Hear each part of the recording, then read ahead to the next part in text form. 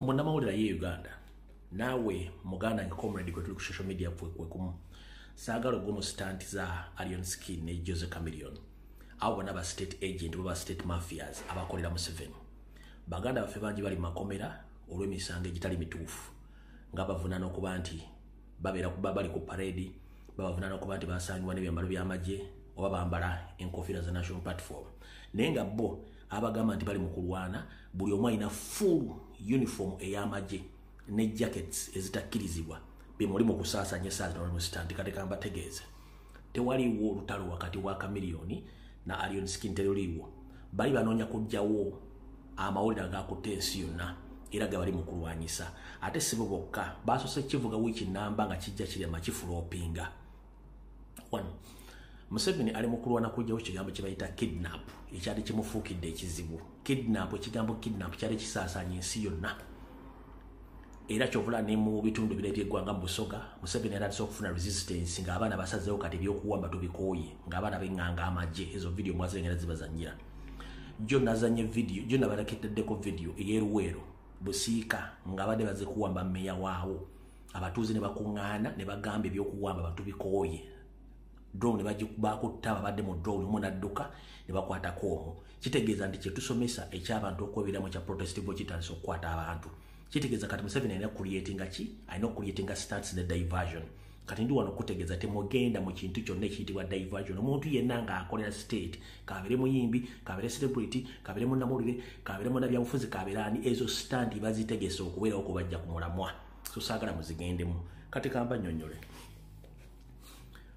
stand ezona zemulaba zonna ziri facilitated by Christopher Damulira zonna stand eziriwe saa zino ziri facilitated by the Christopher Damulira okujjawo kidnapping n'omusango gwa Joseph Kony omusango gwa Joseph Kony gwafuukidde mu 7 Kagumba weegoge abantu ku international level bonna bannayuganda bali mu diaspora n'abali eka bwe bagenze ku Twitter ne bagenda ku TikTok ne bagenda ku Facebook ne bakubana amasimu basindika nezi email nga bakonfirming ati omusango gwa Kony mulimu kwebuzaabuza nga afuka bana abakonya omutuufu ye mu 7 obujulizi twabawadde nammwe kenyini mwamulabye so kati ekintu kyatanize against him abadde alina okucreatinga diversion ne stance eri mwe muyita ndi baserebu bammwe naye nga njala kusooka kubuuza olutalo lwavudde luddawa 1 baasoose ne bateeka ssente mu mbaga ya muganda Rama embaga bali baagala gikozesa erete public attention efuke point of discussion ku social media embaga yaganye ekyo ne kiyitaawo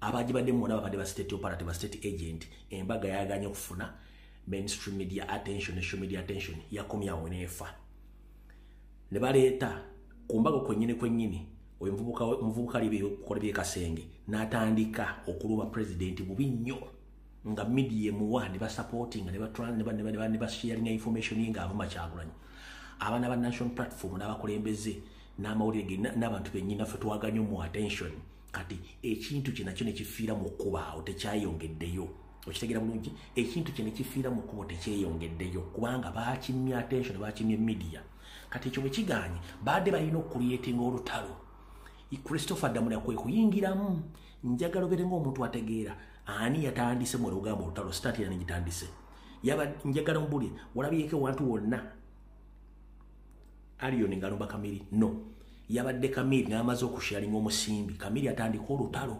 alutandike nabantu balopikingemu interest kyovula nti ba agent bono mvubuka bapikinze mangu interest mu lutalo bandiko kwekwa atujja kwekwa bikibya kukuba ne Kamiri n'avaayo ne natandika tujja kukuba tubye kukuba ezo n'ensamba gezimwale zonna abale balabyeko engeri gye bakola mu film mwumveko ne mulabula ku CD oba ku TV film ngeri gye bazikolamu kibayita film making bwogitunda bintu bino start zibazanye kubanga badde bategese olutalo nga Christopher Damulira amaze osasula kati ngenda kugamba teriiyo kintu kyonna kyabaddewo kyakulwana zino stand baagala kujjawo kidnapping badde genda maaso nga bafukidde ekizibu baagala kujjawo ne ekya International Criminal Court kati kankutegeeza bintu bino bitegeere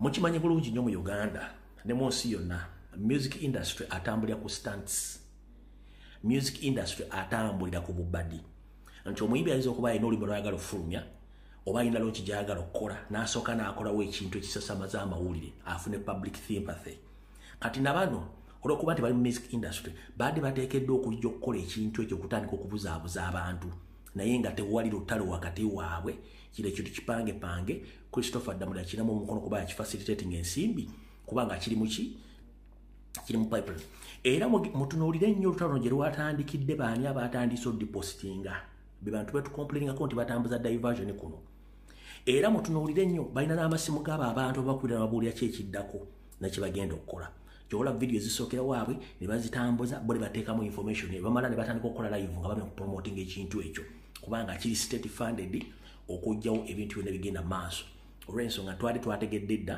nti kidnaps zigenda maaso mu Uganda naye kati abaani bazikubye ne resistance nejja yensonga lwaki bataddewo zino diversion ne stunts bagambe nti bali mu kulwana tewali lutalo lwonna zino ziri state funded stunts nga Christopher Damule yasaasanyiza ensimbi ng'ayita mu bantu be bali muki abali mu Kampala naddala mu ghetto structures tewaliiwo lutalo mbategeeza Christopher Damule yali emabega wa stunt ezo ezabali mu kwerwanya tewaliiwo lutalo bajja kuleeta amagye balitinda buli kimu babakange kangaawo mbolutalo lugudde wakati w'abaana babiri tewaliiwo lutalo bino ebintu bya kiyaayi nnyo so kubanga byonna kye bakola ki mission ezasoza okuva Kyagulanyi byagaanye ne bateekawo n'embaga ez'ekimpata n'ebintu byadde byonna zaagaanye ekyo kyo mukitegedde tugenze mu maaso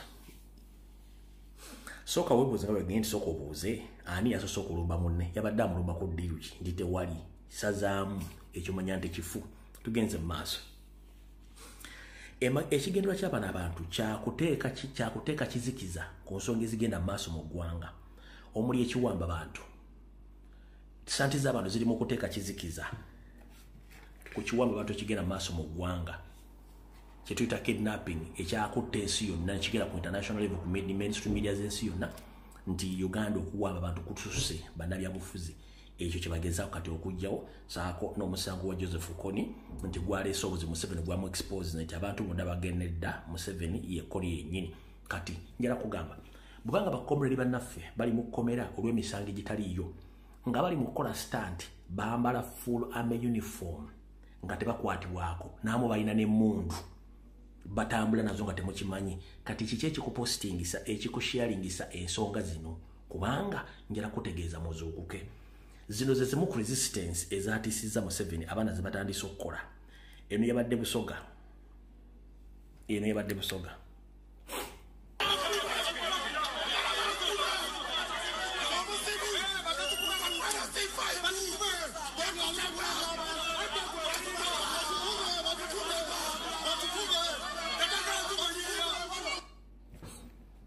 oyadde Busoga ng'abaana bagambye nti kimala ne beekalakasa ekimala njibaddiremu ye Busoga ng'amagye gatunula tengera kyasobola kukola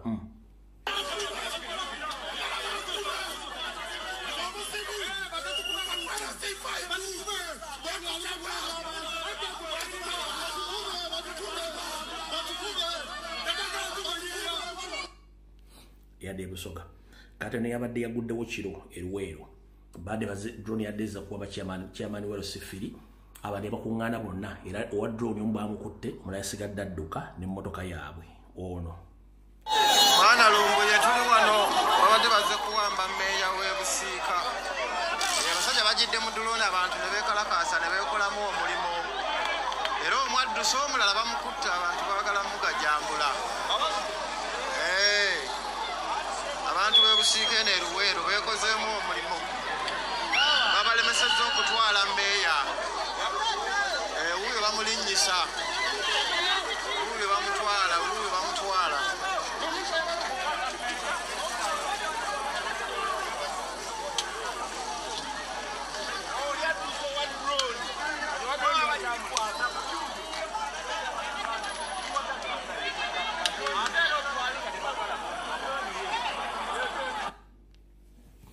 kati Museveni ne bane batandise okufuna resistance okuva mu bantu kiri kinabasomeseza wiiki eno yonna ne bagamba tugenda kukola nkola kati ya Nepal ya Gen Z oba Gen Z tukoya akamanyiiro nabagambe the moment you resist tebalina kye basobola bakola bonna bana basajja bali mu kutya mwene ekyabadde Nepal mukisobola okukikola buli kimu kisoboka mu Uganda ate abantu bakoowu amagye tegabatiisa kubaana amagye galinze mu ekyo olina kunsiba nkibagamba ekyo nga kimaze kanjogere ku nsonga eno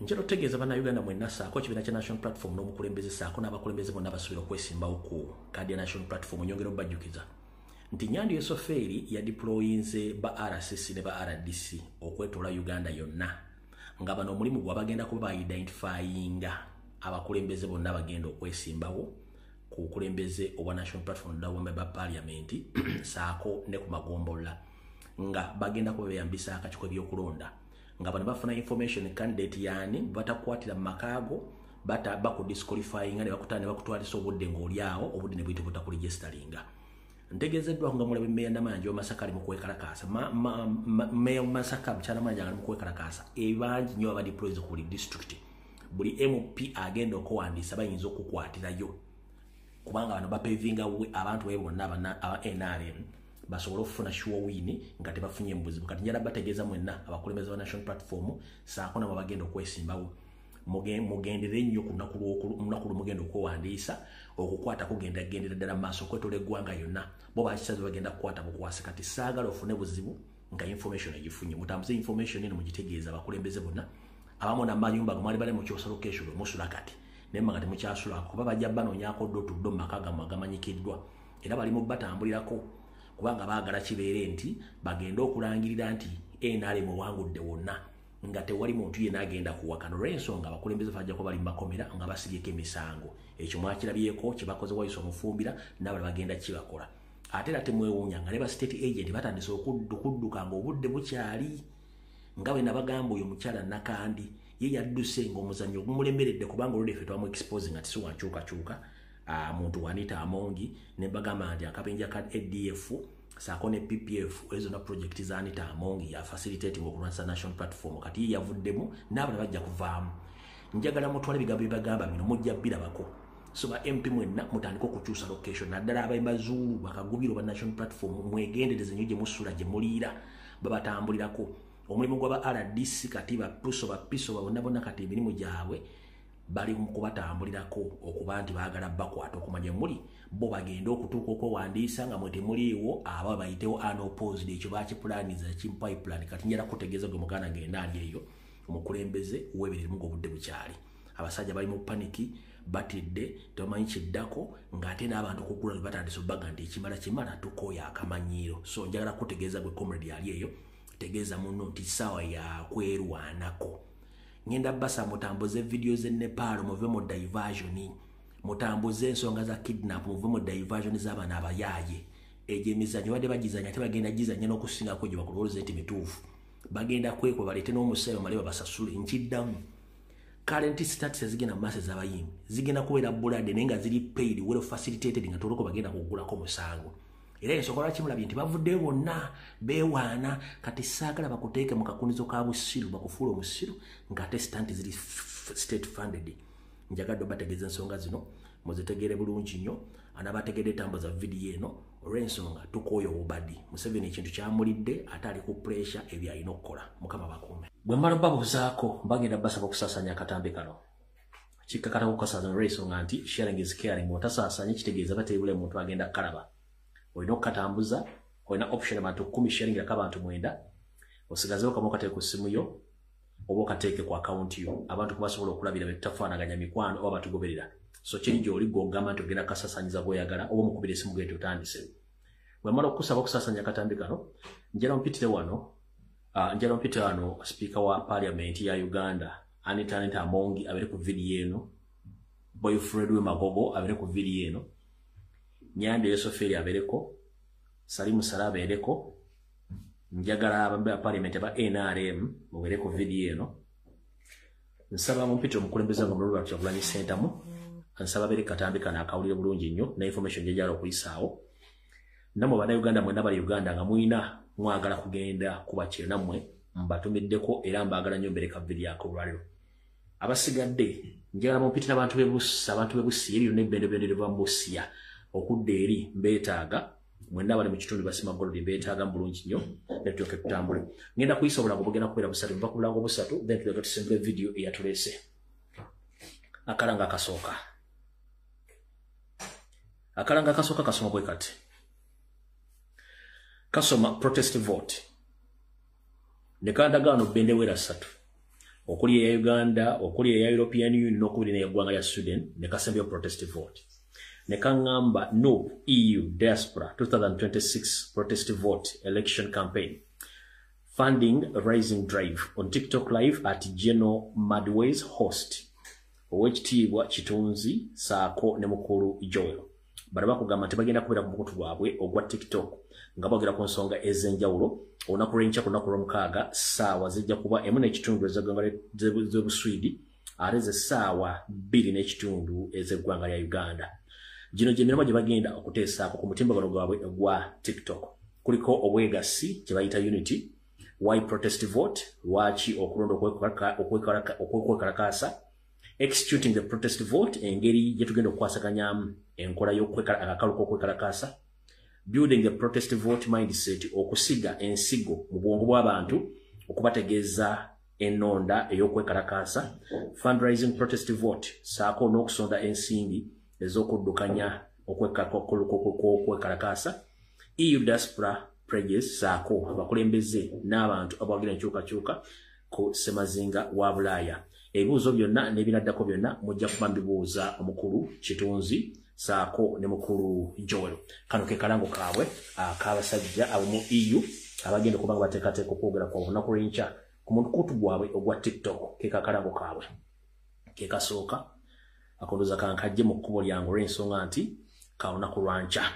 Tugenze kalango ak'okubiri.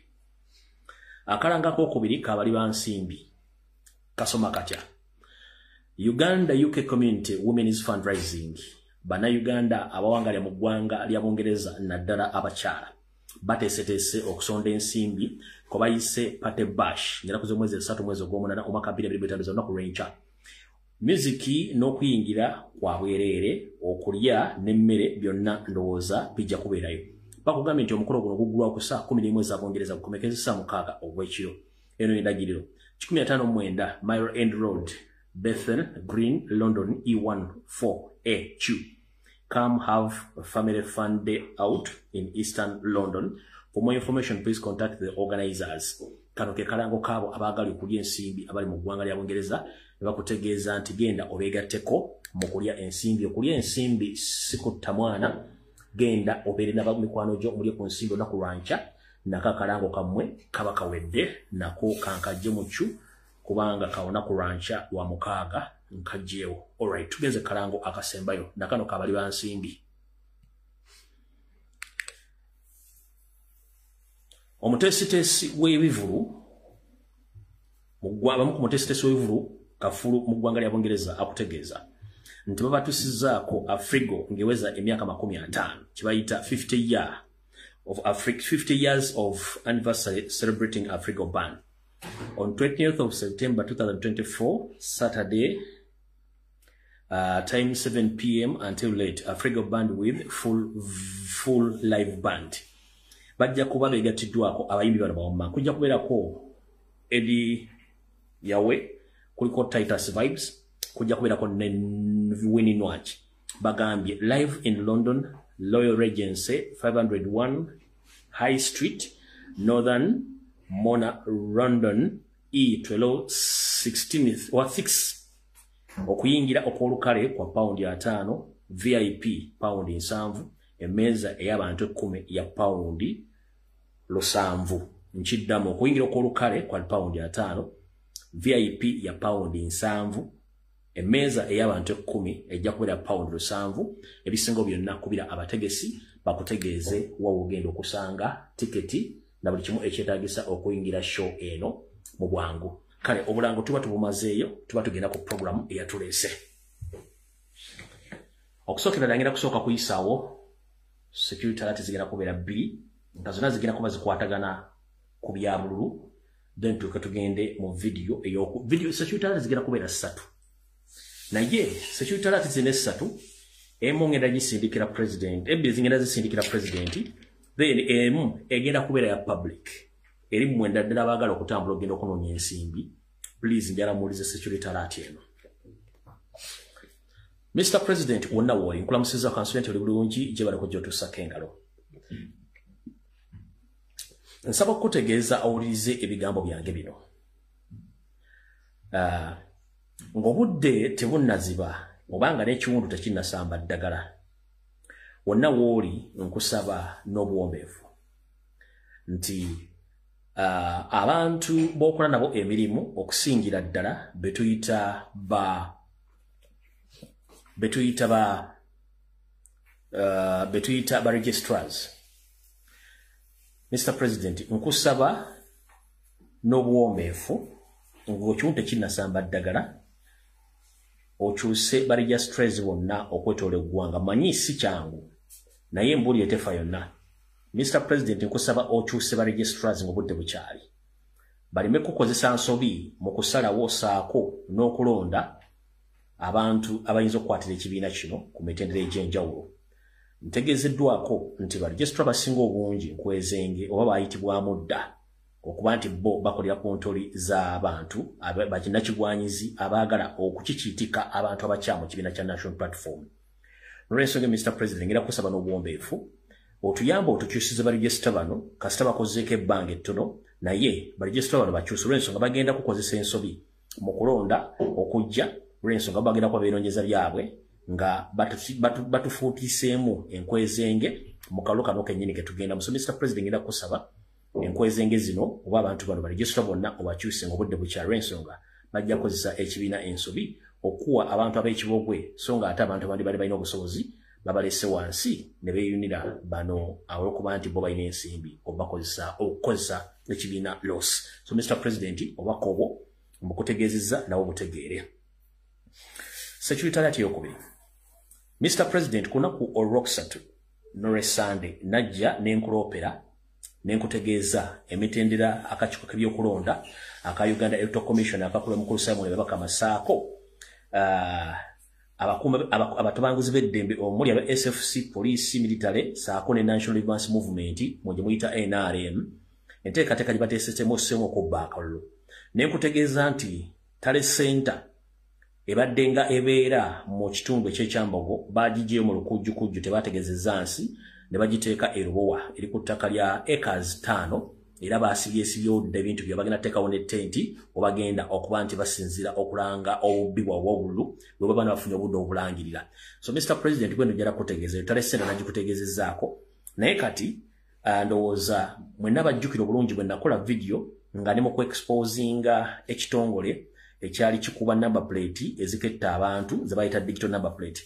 Ne mbategeeza nti ekitongole ekyo kyali kitudde ku kitebe ky'Abambega ekibuli.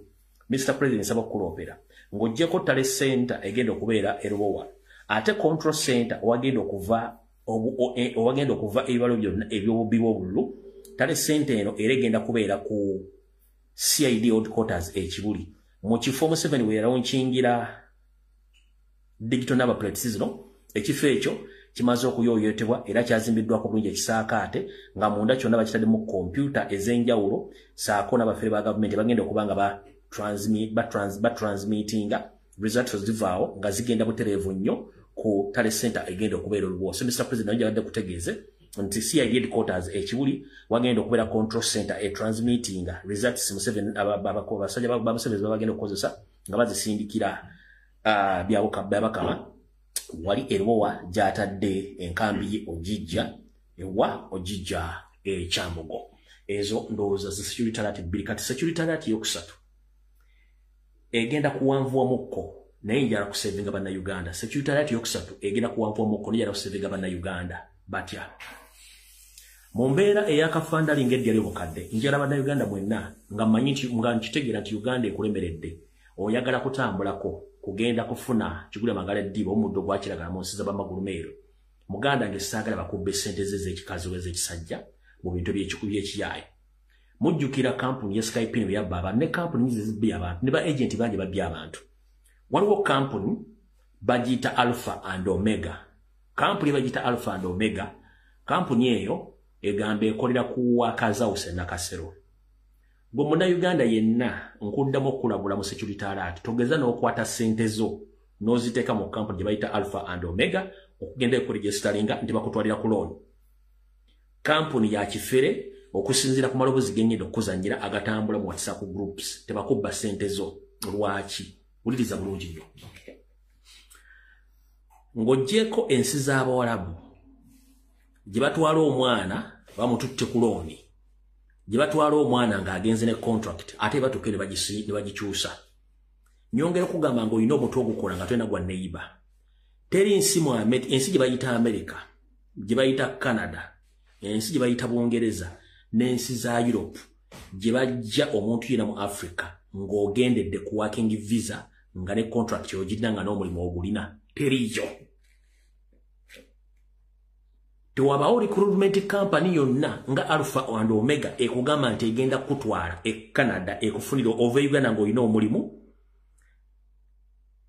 ngere kutwalidde ku looni ojja kusasula ssente zo oluvannyuma ng'otuuse ng'ofunye omulimu tebakulya ssente. Tekiriyo. Eggwanga lya America, erya Canada, erya Bungereza n'ensi za Europe tebakulya ssente nti waliyo recruitment companies eziri e Uganda n'eziri mu Europe ezitwala abantu bajja mu Africa mu Uganda nga bagenze bayina emirimu. Tekiriyo. One.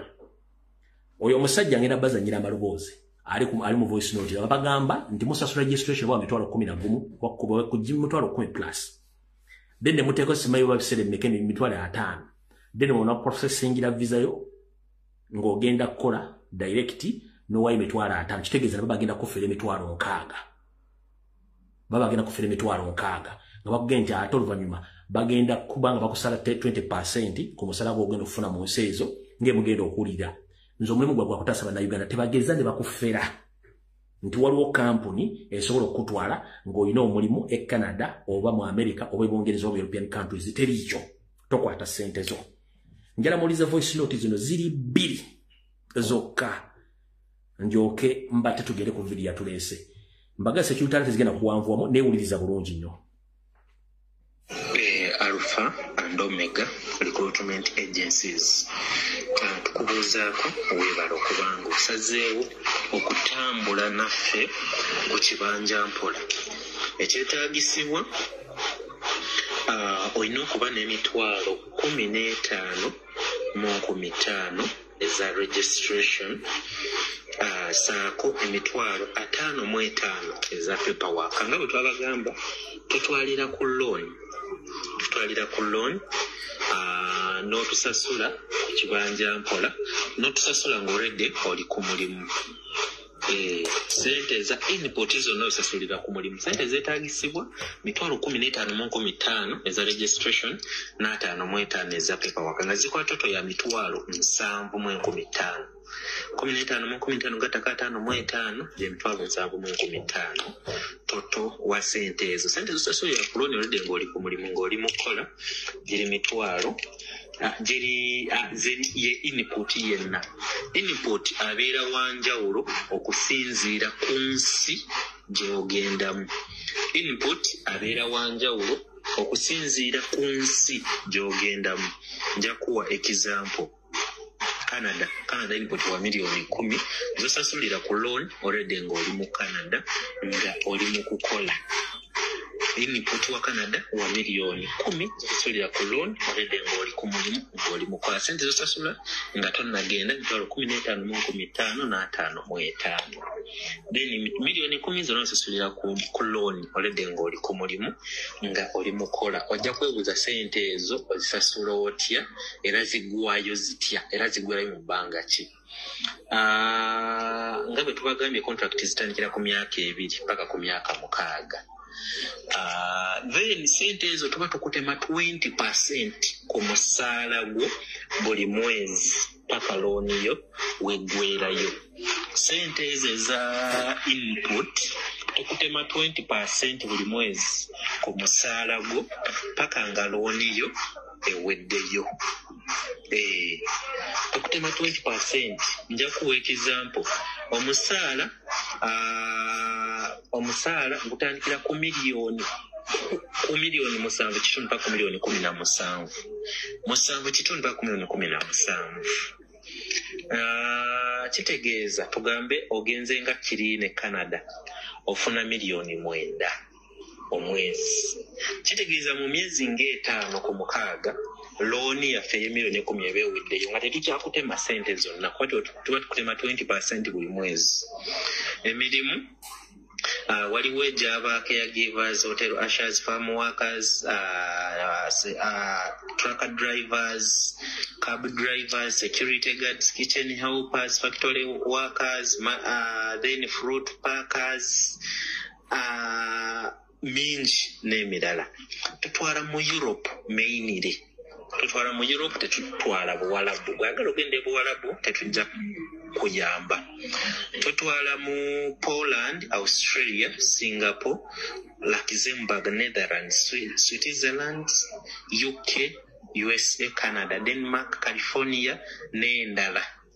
Kisinziira ogenda mu nsi ki. Era kisinziira gwe nsi ki gy'oyagala. Then ekirala, accommodation, feeding, medical insurance, byonna bibeerako etadde for by your employer. Byonna bisayiningira wano mu contract yo. Tutwala only and only ku working visa. Tutwalira ku working visa yokka. Tutwala abaasoma n'abataasoma, naye mostly abataasoma unskilled. We majorly deal with unskilled abataasoma betusinga otuwa. Kwata mwawo. Kabulaza yenna gy'oli nga tonnanya wala gyekukuba kuwaayo ssente zo. Teri muzungu akozesa muntu nga talina ky'amanyi. Teri muzungu akozesa muntu nga talina ky'amanyi. Teri muzungu akozesa muntu nga talina ky'amanyi. Lwaki baddamu ne bakusomesa. Awo njagadde pozingamu. Tonywa wala gy'ona kuba oba oyina stress zo n'otwalayo ssente zo bano baffe njagadde be exposing nga tugenze mu maaso. Okutambula otambulira mu myezi 3 gyokka. Emyezi 3 gyokka ojja kuba otambula. Then ekirala, offices zaffe zirina kasero ku Workers House. Ku first floor room B15 wane Kampala. Tetulina branch endala yonna. Tulina kasero.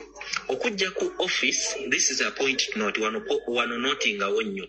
Okujja ku office ogira ku appointment ng'omaze kusasula ssente za registration emitwalo 15,000. Tukusharingira receipt na appointment okujja. Okujja ku office ogira ku appointment ng'omaze sasula ssente za registration emitwalo 15,000. Toyenza okuba ng'osazeewo otambula naffe. Oba osazeewo oba oli ready okutwegattako oba otambula naffe, enamba za cashier kweziri okwo n'amanya ge zireeta, oteekako emitwalo 15,000 n'osindika national ID yo ne tukuteerako receipt yo na appointment okujja. Thank you very much for choosing Alpha and Omega recruitment agencies. If you're ready and decided to travel with us, we are so happy and we are so welcoming. What you need is your national ID and a passport, or one of them. We can help you process a passport if you don't have. Then the money you need, or the money paid, is registration fee 155,000 shillings and paperwork fee 550,000 shillings, making it a total of 705,000 shillings. The money you pay is registration fee 155,000 shillings and paperwork fee 550,000 shillings, making a total of 705,000 shillings. That's the only money you pay. Then the rest of the money is all paid on loan while you're already at work working. That is the input. All the input, including all travel charges, are all paid on loan while you're already at work working. We mainly deal with Europe, that is Netherlands. We deal with Canada. We deal with Luxembourg. We deal with Switzerland. We deal with UK, USA. We deal with Denmark. We deal with California and other countries. Other jobs are available currently. They are caregivers, trucker drivers, cab drivers, caregivers, security guards, cleaners, fruit packers, and so many others. We only and only take on a working visa. We only and only take on a working visa. We take from 18 years to 55 years. Contracts start from to 5 years, depending on the client's offer. Medical insurance, accommodation, and feeding are all catered by your employer. Salary ranges from 7.5M to 17M, depending on your offer or on a client's offer.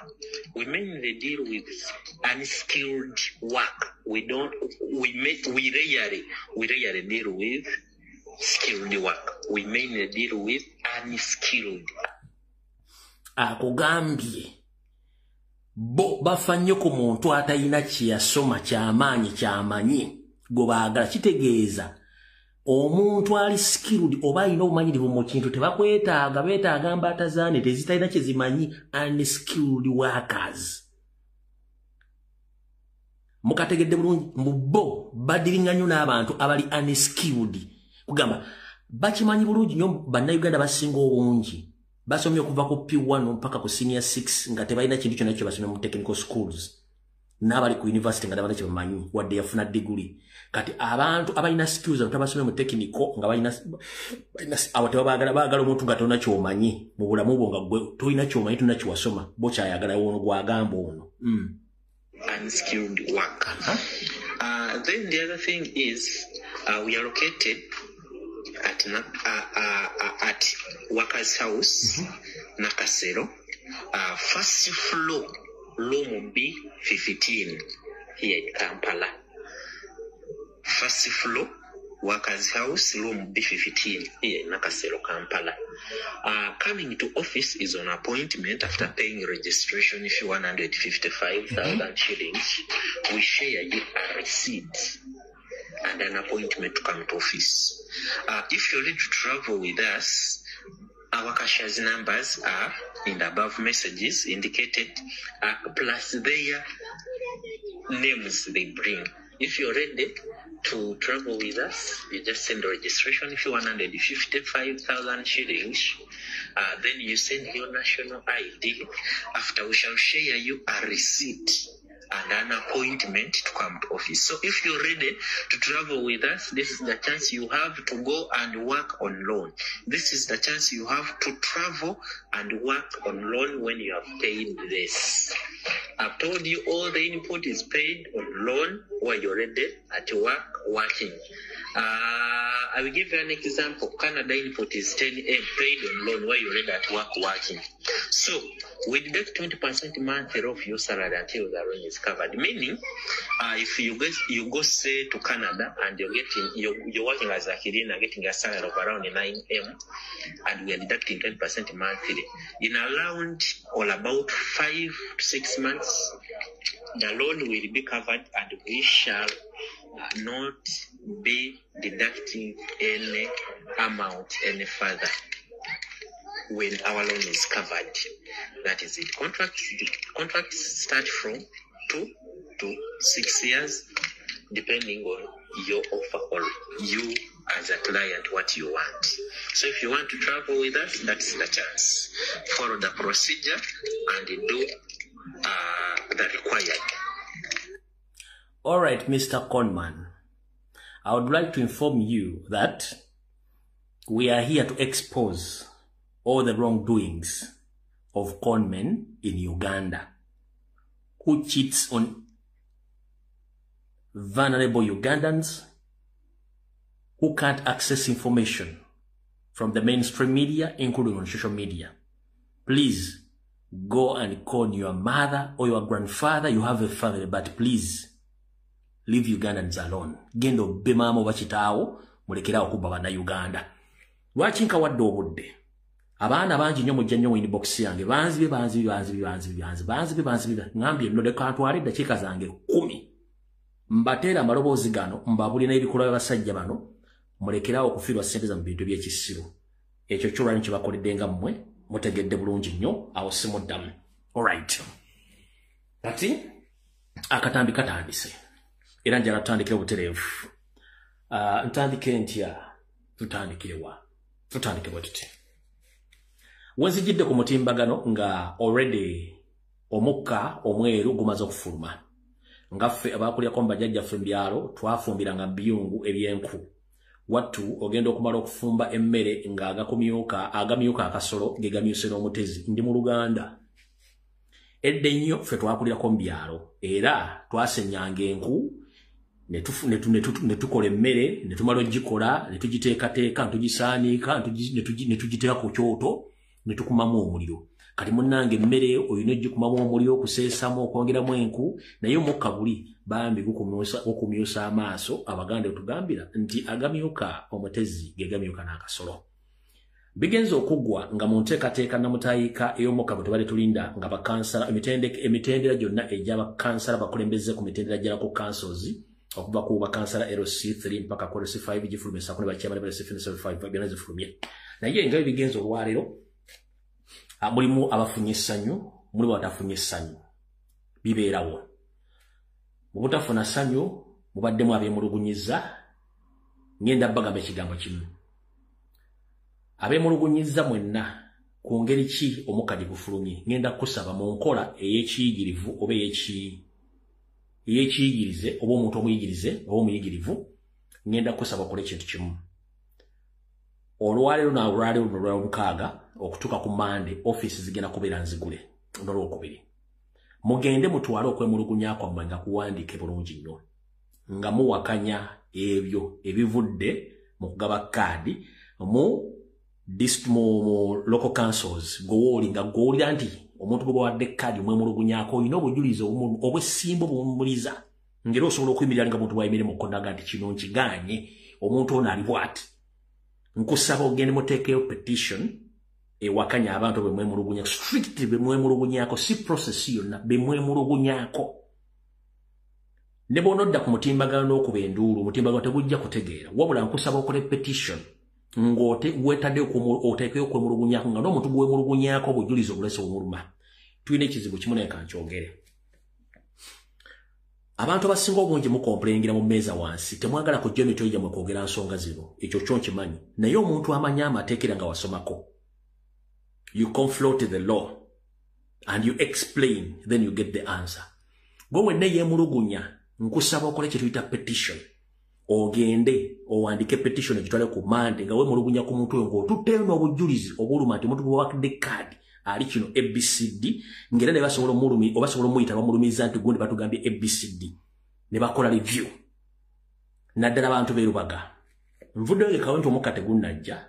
Naye abantu beerubaga mwenna mbakubiriza abali mu kukaayana abatafunye kaadi nga mwe mulugunya. Mugende muwandike petition mugitwale ku kitebe mukole review ebisigadde byonna kati kwajjabira. Nammwe abali mu kwe mulugunya abatonotono abasigadde bataweereddwa kaadi obuyinza bwa kakiiko buyinza bwa kibiina. Bw'oba oyagala ekibiina ngero okkirizigana ebivudde mu kamyufu ako oba mu kasenge gyako tugende mu maaso okujjako gwe ng'olina obujulizi obulaga nti omuntu gubadde kaadi mukyamu nnyo osobola okuteekayo okwemulugunyako mu ngeri esoboka ng'olina obujulizi obuli mu muntu gubadde kaadi nti mukyamu. Era ngenda kusaba akakiiko akasunsula, ngenda kusaba Secretary General Mr. President mugulewo office mu nnaku 2 ez'abantu balete okwemulugunya kwabwe okuli physical nga balina n'obujulizi babuteekeyo. Otherwise bwe musukka ennaku zino eziriwo ezo bali bajja kuba bamaze obanominate nga bakye kaadi bateekyadde advance mukitegedde bulungi nnyo. So mbategeeza muteeke okwemulugunya kwammwe abasigadde ku lw'ekibiina tugende mu maaso ebisigadde tujja biraba kubanga ekigendera ffe kiri ekikulu eki kyakujjako Museveni bino ebifo bisigadde byonna byakiyita mu lujja kubanga tuli mu protest vote. Ekyo nkitegedde eri abemulugunyiza bangi naye tujja tambulirawo tewali kyakukola. So ebyo bwe bibadde kati tugenda tandika akatambi ka leero. Akatambi ka leero tukatambikedde luddawa.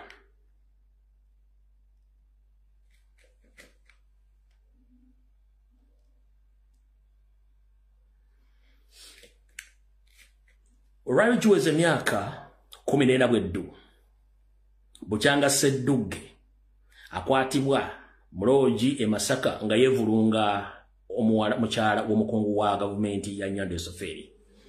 Era Sseddugge ne yeegaana emisango egyo nti tagimanyiiko. Kale Sseddugge onna w'oli mu byafa bya Uganda olwali giweze emyaka 14 Bukyanga weevulungula mukamukungu wa gavumenti ya Museveni ate n'omwegaana. So mukulu Sseddugge mu byafa bya Uganda tukujjukira olwali mbadde sobola batajjukiza bantu juweze myaka 14 Bukyanga Ssedduge akwatibwa nga yevulunga mukomusajja omu ku bakungu ba gavumenti mu bitundu bye Masaka. Njagala okubajjukiza juweze myaka 14 Bukyanga omwami ono akola musango guno. I would really hasten to say that perhaps the motive was political, because how again can I attribute this to anything else? This is how Matthias Mpuga explained the motive of his shooting in Masaka from his bed at Rubaga Hospital, where he was transferred from Masaka yesterday. But now Masaka police say the shooting was due to rivalry over a woman between Mpuga and the former auditor of Masaka Municipal Council, John Sempira, and not politics. I want to refute allegation that this is political. There's nothing political. It's an issue to do with a private affair.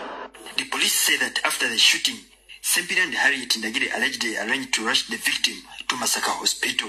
After shooting, him and the wife even took him to the hospital together, to the Masaka Hospital. Sempira, the man who shot Mpuga, was arrested last night and is still held by Masaka police as investigations continue. So we are going to charge Sempira with the attempted murder by shooting. Mpuga, meanwhile, is still admitted at Rubaga Hospital here in Kampala, where he was rushed by Harriet Ndagire. Both Mpuga's car and Harriet Ndagire's car, which was used to transfer him to Rubaga Hospital, have also been impounded and are being kept at Masaka Police Station. All right. Ssedduge wonna woli juweze myaka 14 Bukyanga okwatibwa mu bwenzi nga wevulunga mukungu wa government. All right. Kati njala tusimbule video buterevu waayo nga bwe twagitegese olwaleero buli kimu kigenda tambula nga bukino okubeera. Tutandikidde wa katutandike mu nkola eno nga bulijjo. All right. Nyongero kujjukiza abazadde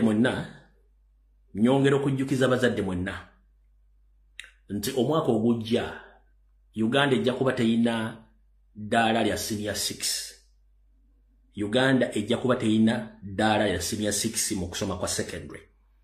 Okusoma kw'abaana kujja kuba kukoma ku senior 4, and then A level ejja kuba ekolebwamu ebintu ebya technical schools, omwana abenga akusoma nga kyasoma kyakwatako yenkola empya yazze. So twabayo muntu yena kubako sente nti omwana agenda mu senior 6. No senior 6 ekoma mwaka guno, omwaka ogujja kuba teyina senior 6. Well, enteekateeka eno nnungi nnyo nti kuba kati senior 6 bagenda gijja omwaka ogujja ng'abaana balina kugenda direct mu technical schools. Technical schools eziriwa? Technical schools ezisomesa abaana emirimu gy'omutwe oba emirimu egikolwa egya bulijjo. Omwana aveeyo nga asobola okwekolera ekintu oba okutandikirawo ekintu oba agenze kusaba mulimu ng'amanyi ki ekyokukola, kye tuyita omuntu ogenda okusoma mu technical schools. Era ebbaluwa gy'anaaba afunye mu technical schools eyo ajja kuba equivalent ku senior 6, era ebemusobozesa n'okwesimba oba okukola ekintu ekirala kyonna ogenda ku university naye nga technical aba alina skills z'abayize. So omwaka ogujja senior 6 tekola ki teriiwo. So njagadde bategeeza ekigambo ekyo wabula okusomoozebwa kuli wano. Yes, fenna tuyinza okuba ekintu kino twakisanyukidde kirungi nnyo, naye ekibuuzo kiri nti omwana wamala okusoma mu technical schools emirimu gyo gy'agenda okukola giri ludda wa? Kubanga gyo tegicreatingiddwawo, gyo giri ludda wa? Gavumenti olaba abaana badde basoma ne batuuka ku university ne basoma nga basoma courses ne bavaayo nga balina degree nga tebalina mirimu. Kati bano abagenda mu technical schools nga mujjawo senior 6, emirimu gye bagenda okusoma, skills bagenda okusoma, bagenda ziteeka zitya mu nkola nga tewali mirimu, nga tebamutandikiddewo mirimu. Kyekibuuzo ekikulu kyebyo byonna buli omu kitunulemu mu ngeri esoboka. Kati ndowooza butereevu katutandike akatambi kana kaatuleese.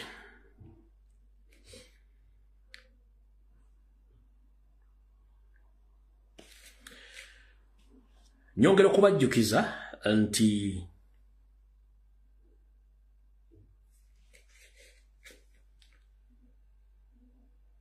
Baganda baffe bonna bannayuganda abawangalya mu bbendobendo lya Busia, waliwo ekigenda maaso mu Uganda ensi kyetategeera.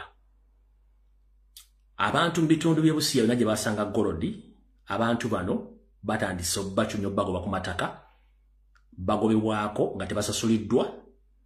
Gavumenti ya Nyando Yosoferi nga kuliko n'aba China abagoba ku mataka. Ntegezeddwako nti already kye tuyita concentration camps zandibanga zaatandise dda mu district y'e Busia olw'ensonga abasajja ettaka balyetaaga. Naye abayitaaga ettaka lino be baani? Mulina kye mbadde temumanyi kakibategeeze. Abasinga obungi bannayuganda badde ku mainstream media n'abali bamanyi ebintu byonna. Kansooke mbategeeze mugenda kuvaako enviiri ku mutwe. Oba kansooke mbasomera ebintu mubitegere bulungi nnyo.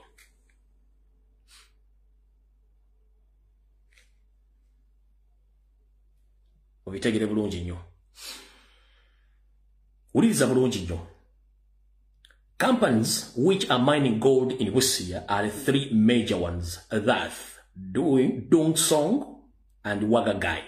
The third one I'm yet to discover, but many more companies are registering. One of them is CR18TH Company Limited. Even yesterday, more staffs of CRT18th arrived yesterday in Uganda. Bakugamba.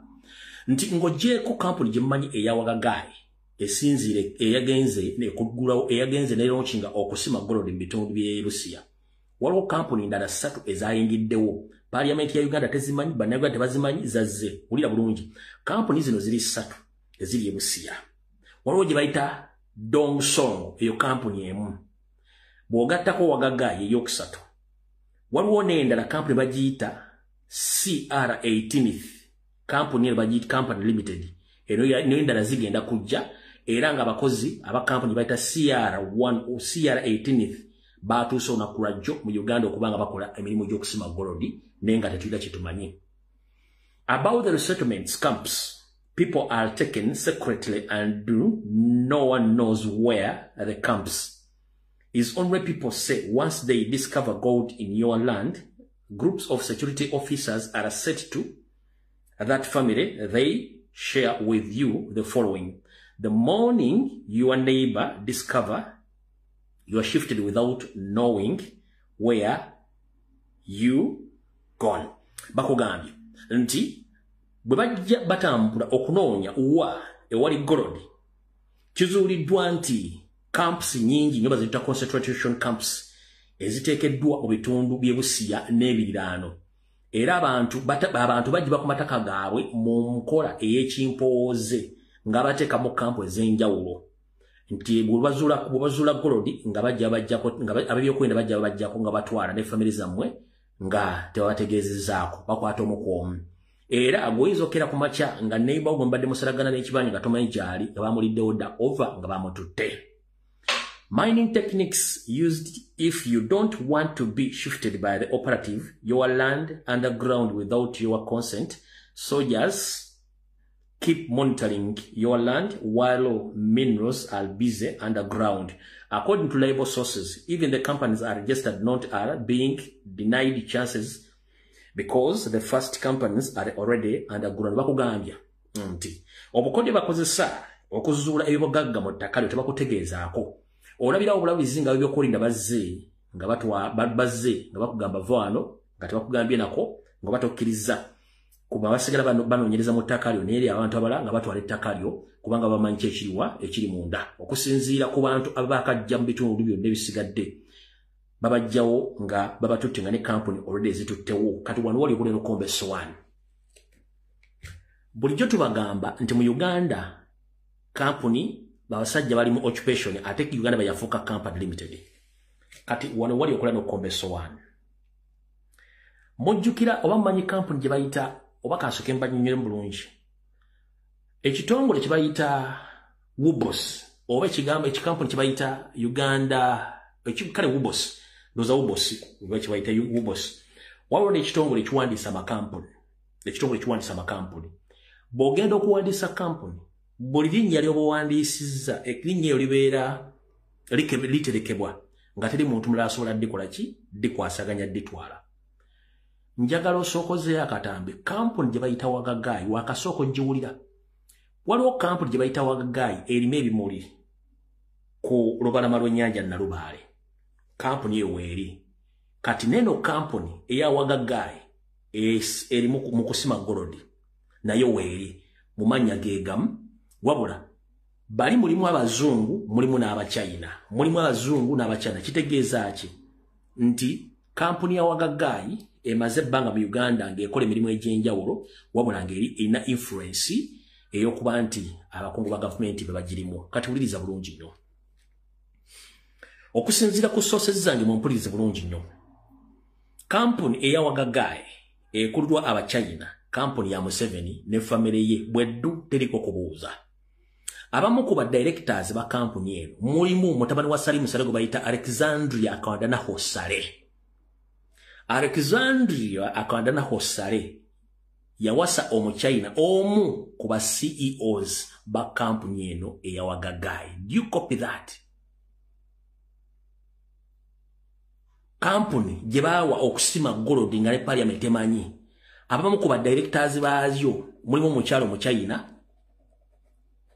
ate ye mukyala w'omuvubuka mutabani wa Salim Salego bayita Alexandra Akandana Hosare ye bawo mu China oyo amukuba directors kitegeeza nti abantu bano bakikola kagendere nga business zino baziteeka muki mu manya ga family just kubuzaabuza kubanga kati mutabani wa Sale mubanga yomu kuba top directors ne mukazi we ate nayo mu China mu double company kitegeeza nti no business ya government ya family ya Museveni okuba nti bakozesa aba China okutwala gold wa Uganda mu bungi nabagambe nti gold ono ali worth 12.7 trillion US dollars sente ezo bazabalemera okubala kubanga mpitirivu nnyo nenga company ne business zonna za first nenga company esoka gye bayita Wagagai eri ntebe eri mabimuli nenga era banyini yabamu be bali mu company ene ya China ya Wagagai kitegeeza nti company bakyusa bukyusa location ne address ne ba directors ne bakola ekintu kyekimuzo namutegedde bulungi nnyo nenga mu Uganda tosobola kuwandiisa company ng'efaanaganya amanya kizibu Pepsi asigala Pepsi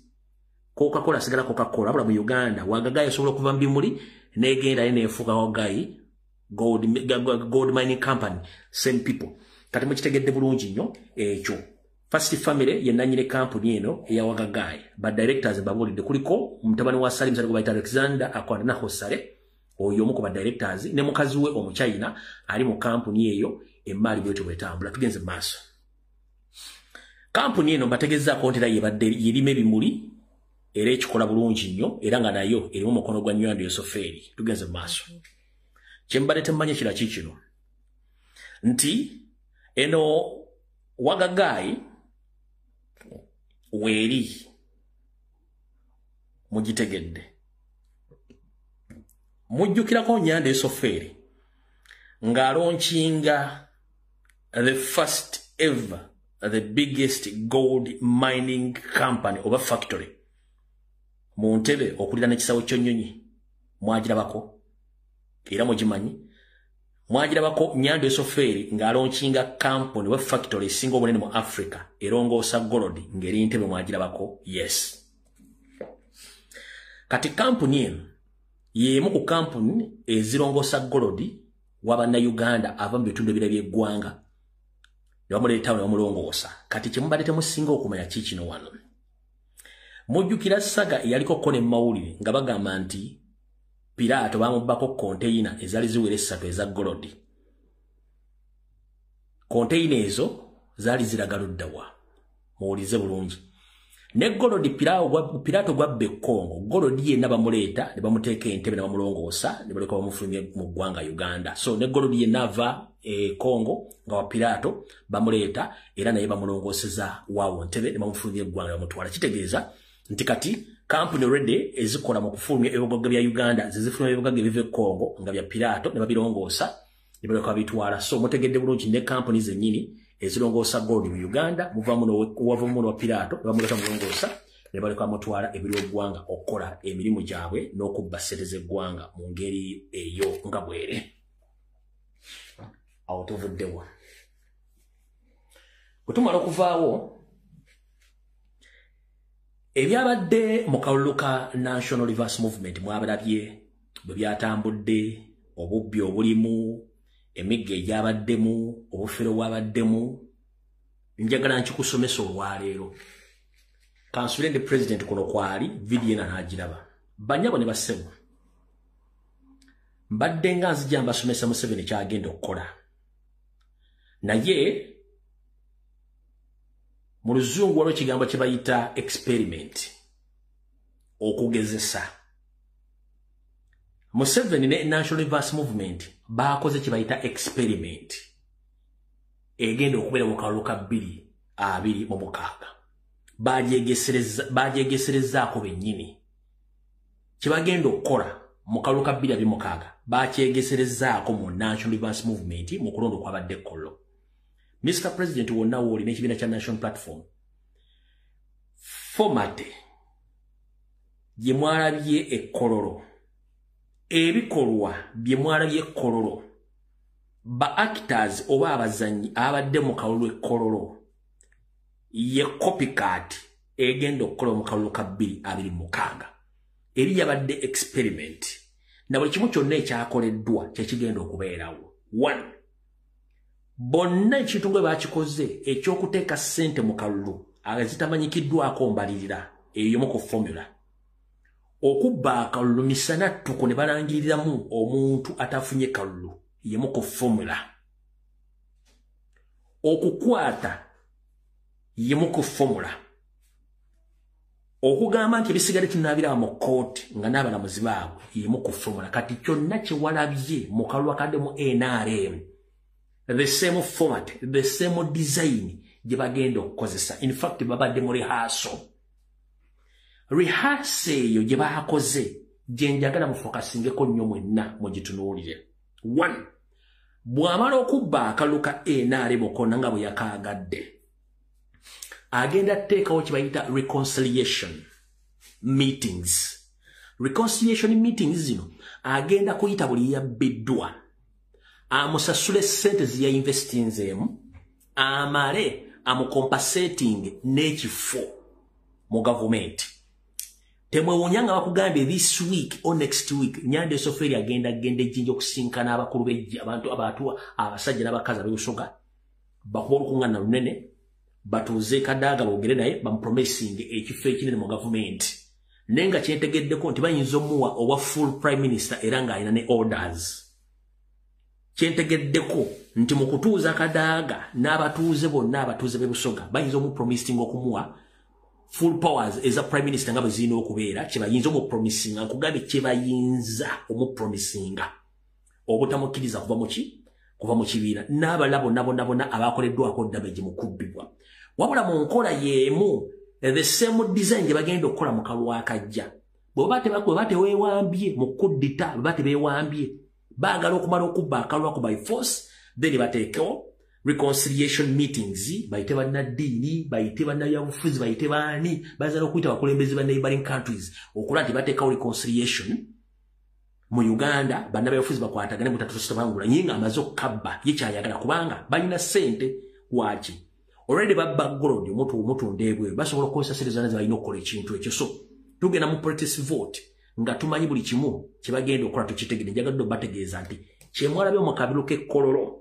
the same design, the same format, the same actors bye bagenda okukozesa mu kalulu akajja. Kati saagala we mamaaze nga bakuga protest vote nga tumanyi kyogenda okukola olina okitegeera nti byewalabye ekkololo byagenda okukola mu kalulu akajja no elections. Tugenda kyeŋŋanga tutya okwaŋŋanga ekintu kino tabagamba nti ku polling station w'otandikira olina okutandikira tobuuza tokubira w'ekampa tokubira w'embaale era ategeezeddwako nti bwe balemagana okukwatagana ne Kadaga Museveni agenda ku deployinga abagenda gattanga ebyalo ebyebi batekeko poliisi n'amagye bagenda gatta ebyalo ebyebi batekeko poliisi n'amagye kubambu bafunye information ebalaga nti Kyagulanyi okuzimba ekitebe kya National Platform oba branch eyiganga kiyinza okuviirako sipaaka y'akalulu akajja.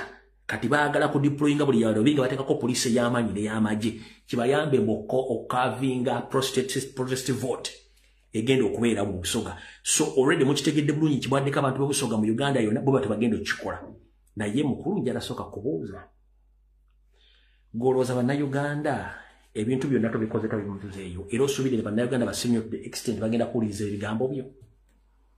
So mutegedde bulungi nnyo fe tugenda mu protest vote oba balangiriddaani eyo ekozi yaffe fe twagala buli kimu nti tosobola genda kubanja wootaakoze fetugenda kuba tubanja kubanga tuba twawangudde kyekikulu kya byonna tumutegedde bulungi eyo design nga bagi designinze bweyina okuba kyemwalabye exactly what happened in NRM primaries or in NRM elections. It's exactly what is going to take place in the forthcoming elections. The framework, the actions, corruption, bribing, or bribery, byonna ebigenda okubeera muki mukalwa kumutegedde bulungi. So, bwemala otegera ebintu ebyo, kalabasinga obwogi mwadde mumbuuza. Nabagambyeko nti mwetegereze nnyo Anita Amongi action ze n'ebintu. Waliwo kye mbadde temunnategeera kankibagamba olwaleero. Ekisookera ddala. Okusinziira ku reliable sources, waliwo kye tuyita transition. Waliwo transition egenda maaso. It's a political transition wabula ngerimu disguise etya. Museveni already yawa mandate mutabani okutandika okulukulutinga ab'amagye n'abapoliisi. Already abadde akikozeeko mwakira bulungi nnyo. Kati ne mu political arena alina okutandika okulukulutingira mu mutabani we abantu bayessa. Kati obaona nti NRM seeke yonna gye yalonze yonna yayesisa yonna erina kubivingira mutabani. That means they are paving a way for his son okufuna safe landing ne wana bagenze mu NRM seeke. Mukitegedde mujjukirako nabagamba emyezi mingi nnyo bagende bagamba nti bayinza n'omuyisa mu NRM. Kati bw'abanga yalonze seeke yonna nga yayesa yegenda omukola kitegeeza ne akakakodyo nako bakataddeyo nga bagenda okukosa bati waliwo kino kyembadde temumanyi. Bannabyabufuzi bakola ebintu bingi nnyo okutuuka mu ofiisi mwe bali. Bannabyabufuzi bakola ebintu bingi nnyo ebiri date okutuuka we bali. Wabula omukyala Anita Amongi akoze date okutuuka waali. Anita Amongi akoze date okutuuka waali. Date ya Arua. Omukyala ono kyabala kinene nnyo naye simenti anaakifuna. Ekisookera ddala ayagala kufuga ku ggwanga eryo. Naye alifuza ayingira atya. Wulira. Mubadde mukimanyi bulungi nnyo nti Museveni yasinga okumanya amaanyi g'obuwangwa n'ennono. Ne mu myaka gy'ekinaana bajjajjaffe baamukwasa ebyaffe babimuwa ebimuyambako nakati okuva ku lotasanga mukono wadde empewo za Buganda zaamuvaako. Omwami oyo yabadde akozesa omukyala gwe bayita Mama Fina ng'akozesa kola Namakabona Jumba n'akozesaako olw'omukyala gwe bayitanga Bwanga n'abantu abalala bali bamukolera mu nsonga ezo. Wabula bonna bagenze bafuluka nga tebakyalina maanyi n'abagoba. Mumanyi kati baani abamukolera ebintu byebyo? Tulande kuviire ku ntono. Ennaku zino abakongojja Museveni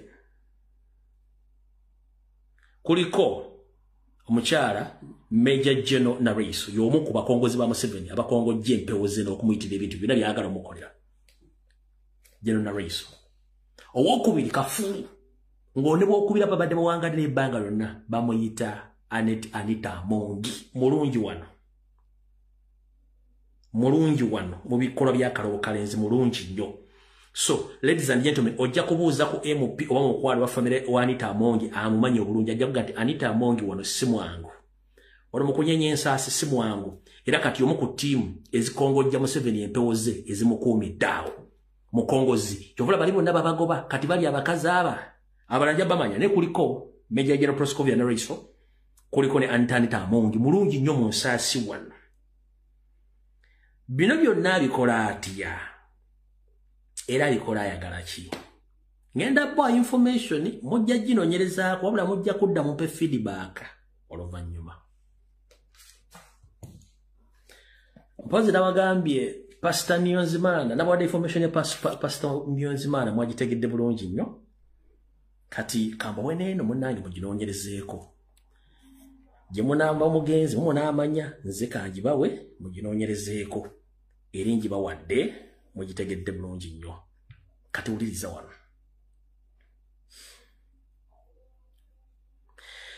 Mujjukirako Anita Amongi bwe yajja mu parliament n'agamba nti ali abantu abamunoonyereza abaagala omutta. Mujjukirako Anita Amongi bwe yajja mu Parliament nti eri abamunoonya abaagala omutta. Ani yali amunoonyerezaako era yagala omutta. Tugenze mu maaso. Kuno kwe bali Anita Amongi video jajjifuna kati uliza bulungi nnyo. Bannabyabufuzi bakola bingi okutuuka mu office mwe bali. Luno si lugambo lujja kufuuka lugambo ng'omaze oddenoonyerezaako olufune. Lujja kufuuka lugambo nga gw'olwenoonyerezaako wano nkuwa information eri 80%, 20 gyenoonyerezeeko. Ekiriwo essaawa zino kiri bwe kiti. Omukyalo ono ya penetrating nga nayingira mu first family in the disguise yagiyingiramu atya.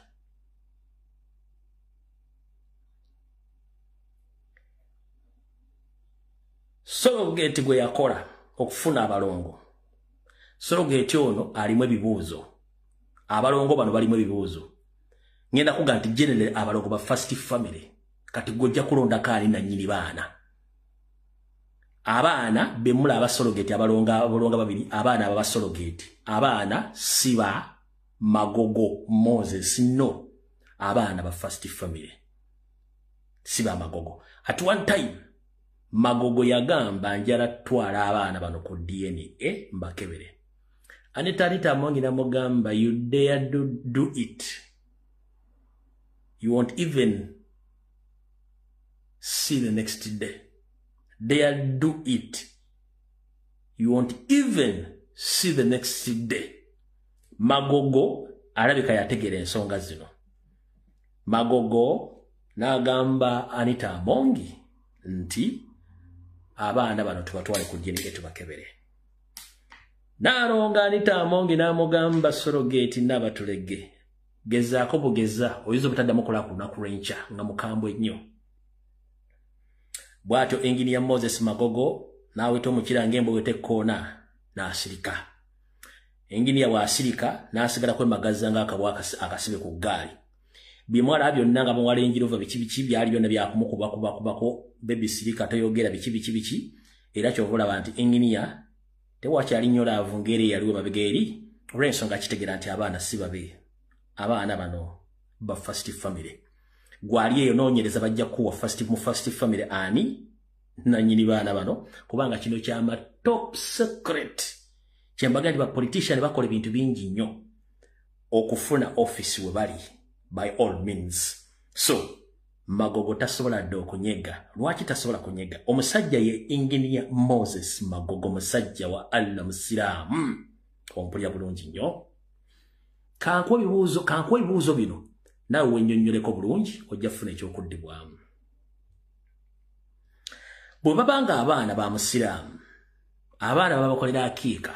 Abasiraamu no kwe muli, abaana bakolera ki? Abaana bakolera akiika. Akiika kwe kubanga okubatiza mu Bayisiraamu, omwana bayinza basalira ebisolo awo ne bakola edduwa okusabira abaana. Si bwe kiri oba okubasaalira.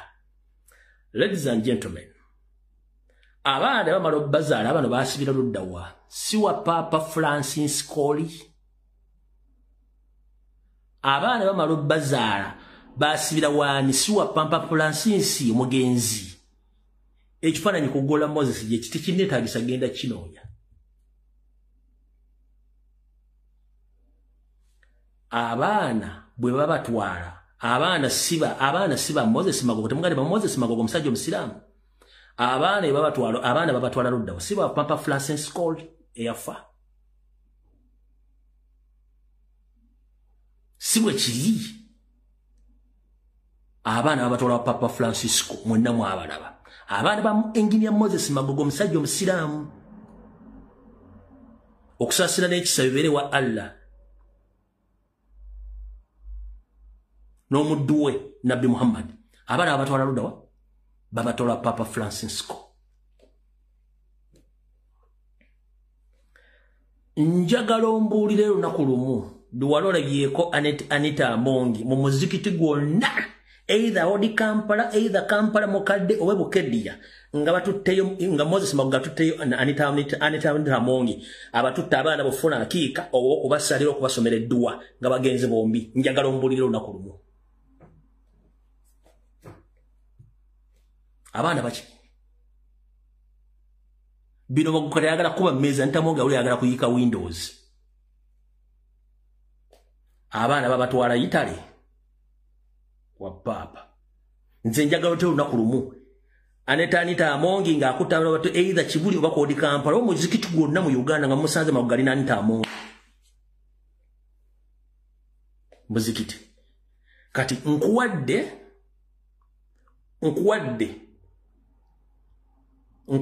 obudde gendo nze ku information je nkuwadde nekuga nti bannabya bufuzi bakola ebintu bingi nnyo okutuuka mu office gemaanyi omukazi gye yabadde ayongeza yensonga lwaki basindise honorable former speaker Rebecca Litwala Kadaga nga akati kubanga waliwo something smelling under smelling in the first family something Anita Amongi mingling around medicine bwebitu kati mutegedde bulungi alete mumbatwala mu muzikiti yencha ne mukola akiiko mwe mwebuzabuza ngafuka banaba yensonga lwaki mukyala kiravulavu nga tekiriwo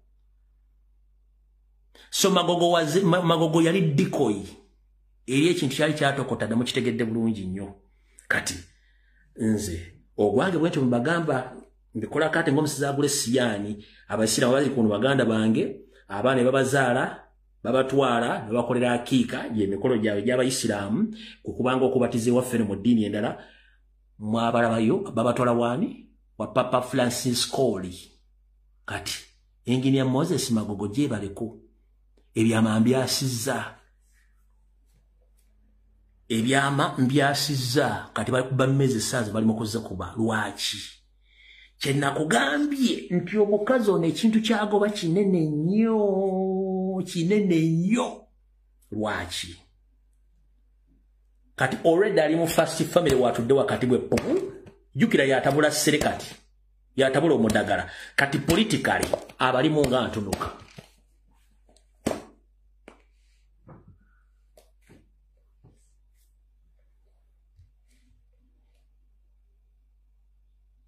politically abalimu nga ntunuka kubanga ye kigendulwa kye kinene mwete mukimanyi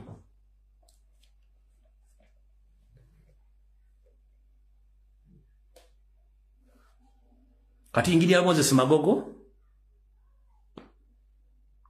kajambo abaana badonyerezeeko abaana ba first family gwegenda ononyereze first family muli mwani ali na nyini baana bano ojja funa answer bajja jikuwa oina muganda mu state house oina mwana biyo kwerinda baba mu parliament gwebuze muntu gwesiga mpalira lumbu yebiga byayogere ngana kuzo mwezi 29 omwezi ogw'omunana bituufu ajja kugaboleka boleka mwana wange bagamba Magogo dayot kyovula nti abaana waliko 24/7 surveillance ya SFC njagala ondayo nakuluma Magogo ngatudde mu motoka aline byana byabitambuza oba atambula nabyo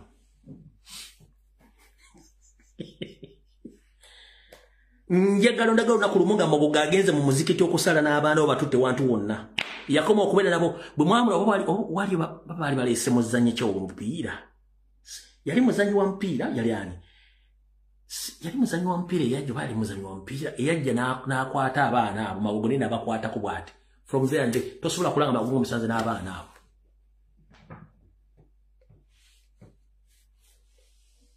Magogo bakwatira ku baana banita Amongi nti abatola ku ddiini bajja mu kubobulimu atagenda sigaza kati mbyogedde mwe munaamanya kati gwe dda tulefesi ya Magogo akenye ke kamulinga ngala would about Yesaya Queen akayindo kamulinga gattoka agundi kamuna bagocha otune Magogo oli mukafananyi kalinga tunanga oluwolo bibwati okwate n'abaana bali batunulire kwata abaana bali bifana byo bitunulire ogende mu first family ozuminga bifana by'abaana bali abaliyo you will get the answer gendo nonyo bwana ba Magogo na uli obuganda ba Magogo obutunulire obugate n'ofana byo kujja answer je nkuga mujja tegera abantu politically bana oli asobola okulya omulambo nga ine ekigendererwa kye ebanga yali agidiofu iwani kakaketo yes yali agidiofu abaana bamanyi information yali agidiofu abaana 24/7 bali ku surveillance ya SFC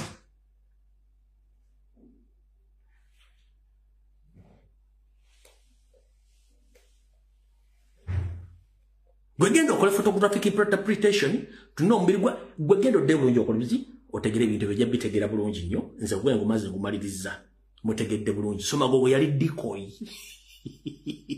Magogo yali decoy kati mukitegedde lwaki bagobye former speaker amugobanga bagobe ekiyenje ng'omukazi yabatuula mu ng'entunuka abalimu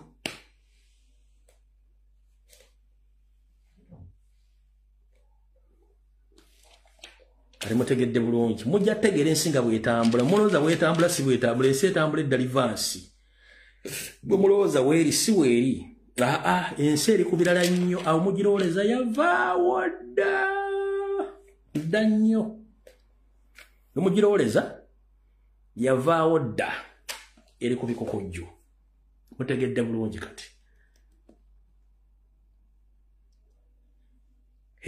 mujja tegeera ensonga ezo bulungi nnyo kati mu kifaananyi kya Wagagaayi kyenjagala mulabe eno aerial view ey'ekifaananyi ekya Wagagaayi factory we ziri we bagenda basenda abantu buli lunaku kati ekyo ekifaananyi bwe kiba nga kya aerial view nga kya mu bbanga bw'otuuka ku ground wenkana watya kankuzuumingiremu olabe aerial view ngera kuzuumingiramu katono olabe mining company eno mining company aerial view ekifaananyi kino gye bamayiningira golodi waffe ebusiya eyo yonna eno aerial view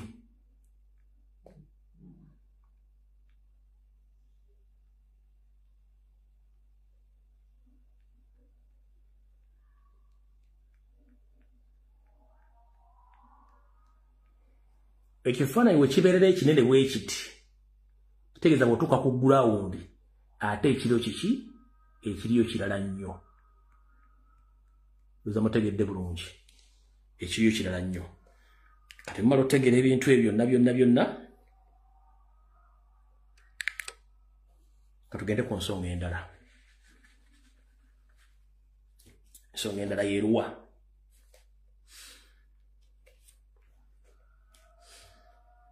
mu nkola occupation ey'abasajja bagwira okutwala ensi yaffe bagikola nga bakola unaccepted deals ze bakola nga parliament temanyi bazikola nga ba individual. I'm here to inform all Ugandans who think that they can't understand my language which I speak frequently in Uganda. I'm here to inform you. We are no longer in politics. We are fighting occupation. Which occupation? Our country has been occupied by the Rwandese Tutsis, who now use the taxpayers' money to expand their territories from Uganda, Rwanda, Burundi, Congo, South Sudan, Somalia, Ethiopia, Kenya as well, and part of Tanzania. Uganda is the financial hub for their activities. So as we speak, Yoweri Museveni, the leader of this 2C50 master plan, right now, he doesn't even consult the political wing, or he doesn't even consult the parliament in doing or making decisions. He just do his personal business and personal decisions according to his interests under the occupation.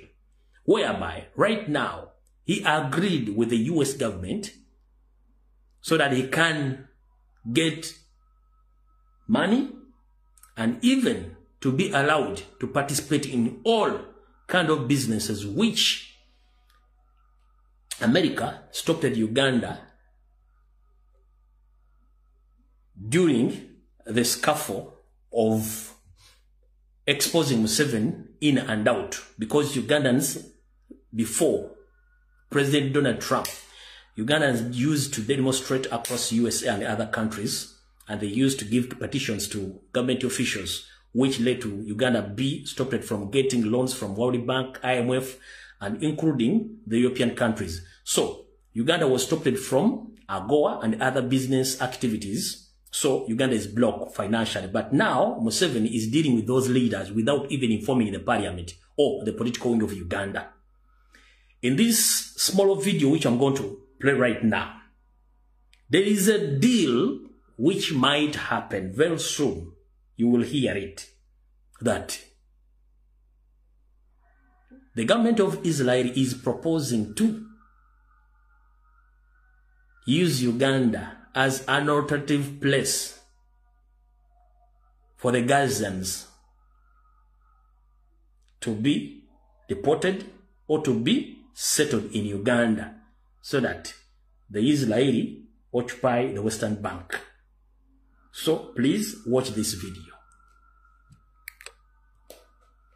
Well, it is no longer a diplomatic rumor. Israel is looking at countries that can potentially accept Palestinians to resettle. And some of these countries that have been selected include South Sudan and Uganda. Well, in this video, I'm going to tell you about the viability, the reality of South Sudan and Uganda actually resettling Palestinians in their own countries, as well as what benefits are these countries aiming to get if they accept the Palestinians to be resettled by Israel in their own countries. Well, this is Bonafide. If you haven't subscribed, kindly subscribe and hit the notification button so that when I release something new on South Sudan or Uganda, you get notified as soon as possible. It is not the first time that we are hearing of a resettlement plan. Kati, ekintu ekyo bwe kiwulira, olina okusooka n'oggula amaaso go. Lwaki SFC n'amagye ga Uganda gali mu South Sudan to control? Olina okumanya lwaki amagye ga Uganda gali Somalia to control. Olina okumanya lwaki gagende Congo. Kati wawulira deal eno, proposal, tibayinza okukwata abantu beeri wakojja ya Yesu gye bamuzaala, bamaze babafugaza ne batwala babalisettling mu Uganda. Remember, jukira, abansinga obukulu kuno mu kusookera ddala eggwange lye twogerako, Abangereza n'Abamerika baali basazewo nti abantu abo bateeke mu Uganda yebeefuuka ensi yaabwe. Awo bennyini benjogerako. Mu myaka emikadde nga bakyabondabonda baali basazewo baleete mu Uganda. Uganda tennava ku ntoli za Mungereza okusinziira ku programu zaabwe nga bwe ziri. Abasajja abo Abayisiraali baali babagaddeko baleeta mu Uganda efuuke ensi yaabwe. Naye bo bennyini baagaana olw'ensonga nti beeru ate bajja sangwa ku content ya Africa. Ne basala babatwalire mu kanyombero kali akaawo wansi. Kyova bali mu kugaziya. Ne kati be bali mu kugaziyizaamu baagala balemesa akatundu akasigadde bataba bakwate babasindike Uganda. Mukiwuliddeko bulungi. Kati ekintu kino ono omusajja takina mbuzibu. Nyando Yoseferi lwaki.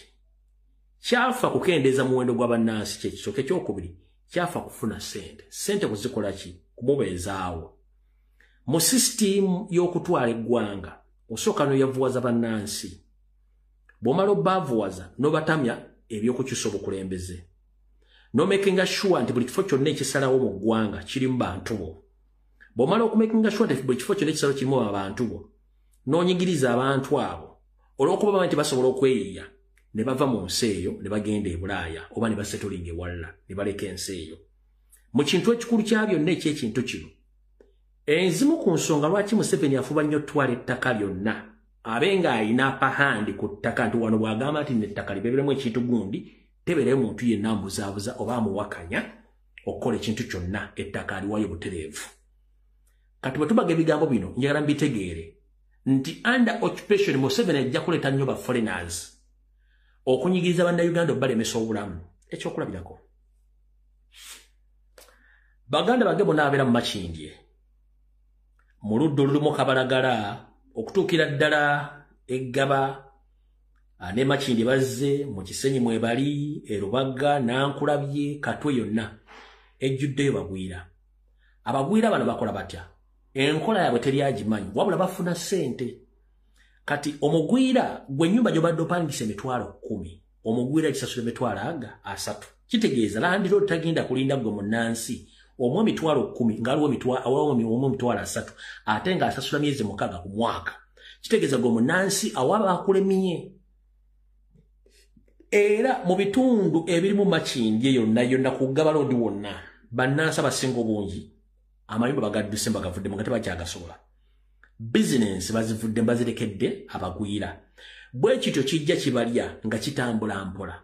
jukira nti kati abagwira mu Uganda balina right egula ettaka ekintu nakyo tekikizibwa bateeka kikyamu kitegeeza mpola bagenda kubanga mwesengula mwekka automatically nga mwesengula mwekka teri akusengula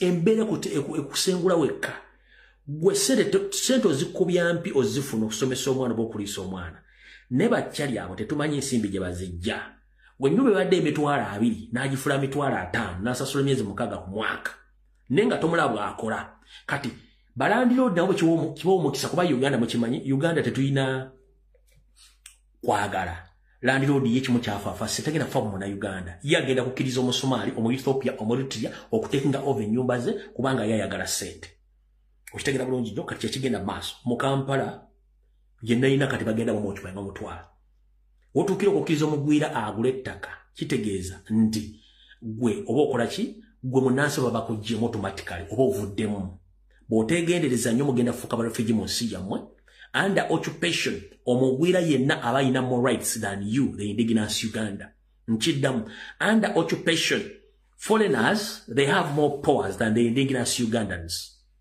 whereby time is going to reach when indigenous Uganda you can't say anything against the foreigner. So slowly by slowly you are going to be squeezed and you leave the country or you go deep in villages and you leave the urban areas. Why? Because the foreigners are taking the country on orders of Museveni because himself is a foreigner. He doesn't care about the locals. So much to get the bulungi nnyo. Kati bw'omutavaayo kulwana momo n'amanya akakodi akalaka enjagala babuusa. Bwe mutunulira abana abayita Abanyarwanda nga bali ku TV baleekaana. Omuntu bw'agamba nti Lumbuye akuma omuliro nga agamba Abanyarwanda badde ewaabwe abo Abanyarwanda si Bannayuganda n'ateekamu Lutamaguzi Ssemakula n'ateekamu neyeekulira n'abalala nti Lumbuye akuma omuliro ogw'okwawula yawula madiini mu mawanga. Lumbuye, it's my constitutional right to protect that country and to protect that constitution. Buli muntu yena muna Uganda nga alina endagamuntu nga alina passport ya Uganda muna Uganda. Sisobola kubanga na passport ya Uganda neyito muna Kenya. No, ndi muna Uganda. Bw'oba oli muna Uganda kitegeeza nti oli muna Uganda tosobola kubeera munda wa Nyarwanda oli mu Uganda. Kyekisookedde ekyokubiri. Tukubuuza constitution ne migration offices amateeka gagifuga kugamba nti oyina okubeera Munnayuganda nga kitaawo n'ennyoko Bannayuganda. Kati abasinga obungi bwe tubaga mutambule ng'Abaganda oba bannansi abalala. Bw'oba totandikidde ku kitaawo weetandikirako kitegeeza temuli Bannayuganda. Ate n'ekirala bwe mutambuza ebiboozibozi nti babalime passport. Ekyo bakiyita decoy. Teri asobola kumma passport lwaki? Afuga eggwanga Munyarwanda munnammwe ani gomugamba bamye passport. Abye passport yani ali mu ggwanga alifutubadde ku Munyarwanda. Kati muzimba ebiboozibozi. Omanyi mu politics muno naddala w'abasajja ajja n'akuzimbira ekiboozibozi nga gwe nolowooza nti baba bamunyigiriza baba tebamunyigiriza nno. Abalina ekifaananyi kyakusiigira nti nabo bali mu kubonaabona naye ng'afuga eggwanga Munyarwanda munnaabwe ne Sserwajja okwota. Naye ng'ate gwe munnansi olina services z'otafuna ng'ate yazifuna. Alina gwe munnansi olina protection gy'afuna nga yagifuna. One. Bana abasajja mu nkola y'okutwala amataka g'Abaganda n'aga Bunyoro n'aga Busoga n'ag'ebitundu ebirala baleeta omuntu ng'alina erinnya lyawo from nowhere ng'alina ssente empya n'enkadde ng'alina backup esobola okugoba omuntu ku ttaka nga talina gw'asasudde. Ekyo bakikoze nnyo. Kati Muganda njala kula si buli muntu ajja okusenda ku ttaka nti alina erinnya Ganda erinnya Essoga Linyolo Litolo nti Munnayuganda. Abasajja bano baganda bamala basomesa nnimi zaabwe na bulombolombo nenne okujja bazoganya ku mataka. Ekyo bakikola bulungi nnyo. Soka weebuuze. Bw'obanga Minister of Lands esobola okufulumya ekyapa ekipya ku kyapa already kiri mu system baba alina kunenyaani. Ani akulira NIRA? Ani akulira Minister of Internal Affairs? Ani afutubadde ku ggwanga? Baani abakulira ebyokwerinda? kitegeeza mulina okwezuula ng'obudde bukye muteezuule eggwanga bagenda ddi batwalako bwe mutazuuka ekikulu kya byonna kiri luddawa ekikulu kya byonna muganya okwezuula n'okwekkiririzaamu ngenda kuzannya akatambi ka Saloga Mulengejja bwe badde balonda abasajja ba NRM across Buganda Saloga Mulengejja teyavuddeyo kwogera kigambo na kimu wabula yavudde n'agamba nti mulonde abantu abanakkiriza Ssaabasajja Kabaka n'ensonga z'Obwakabaka Ssaabasonga 5 naye tannayogera butya baani abawereddwa kaadi mu Buganda abagenda okulondebwa abantu era bo ensonga za Buganda 5 bagenda zikwasaganya batya olw'ensonga nenyakimanyi mu muzannyo gwe gumu bannange banyabo ne basabuka mbanyonnyole mmwe temwamanya naye bajjajjaffe n'abantu abamanyi ab'enkizo baamanya Obuganda bwawambibwa era nga abukontrolinga ye Mayiga nabagamba Mayiga musajja Munyarwanda Obuganda bwawambibwa bannabyabufuzi abali bonna abasinga obungi bwe muyita Abaganda basajja Banyarwanda yensonga lwaki balwana nnyo okusuula ate omuntu avuddeyo okwesimba ng'alina ensonga ez'essimba okutaasa Uganda njalasooka kukubuuza ng'oggyeko Robert Kyagulanyi Ssentamu muteeke ebbali wali njagala ombulye munnabyabufuzi yenna ayimirira katuuti n'atayogera ku national platform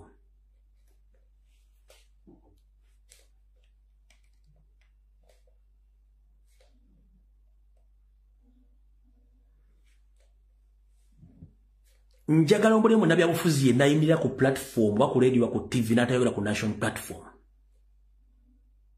ne mu NRM primaries babaddemu obwedde ekibali ku mimwa Nuupu bano ba fake opposition buli lwakwata akazinda alabera ku Nuupu n'ombuuza Nuupu ye atwala obuyinza bwa Bannayuganda oba muyina obuyinza bwa Bannayuganda katulira nono omwami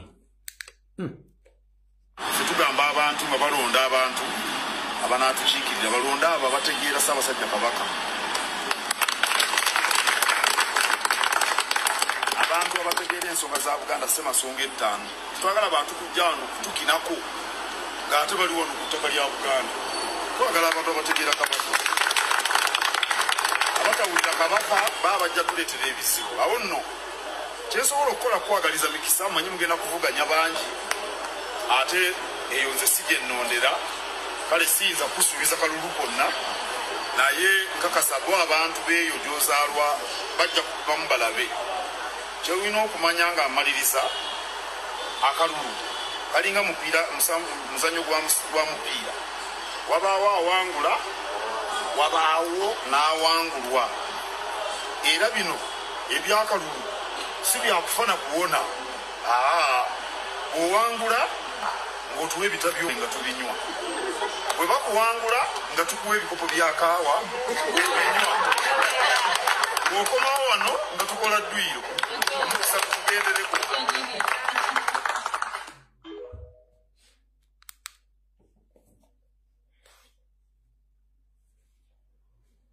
simanyi mwana wa neighbor bw'ayinza kujja kumaliriza nsonga ziri mu nnyumba yo ng'omwana wo ng'olina wakazi mulimi okumala bw'obanga Mayiga ogamba nti ensonga Ssemasonga 5 za Buganda gwe kennyini zaakulema osuubidde Abanyarwanda be mwawadde kaadi bagenda kumaliriza ensonga za Buganda Ssemasonga 5 tekisoboka ku bintu Buganda byebanja omulina obuwumbi obusukka 15,000 g'osuubidde de Museveni agenda zibawa ng'akuwa zaaki oba ng'abawa zaaki ani yandibadde atwala obuyinza n'asasula ani yandibadde omutuufu w'okuwa obuyinza aleete ebintu bya Buganda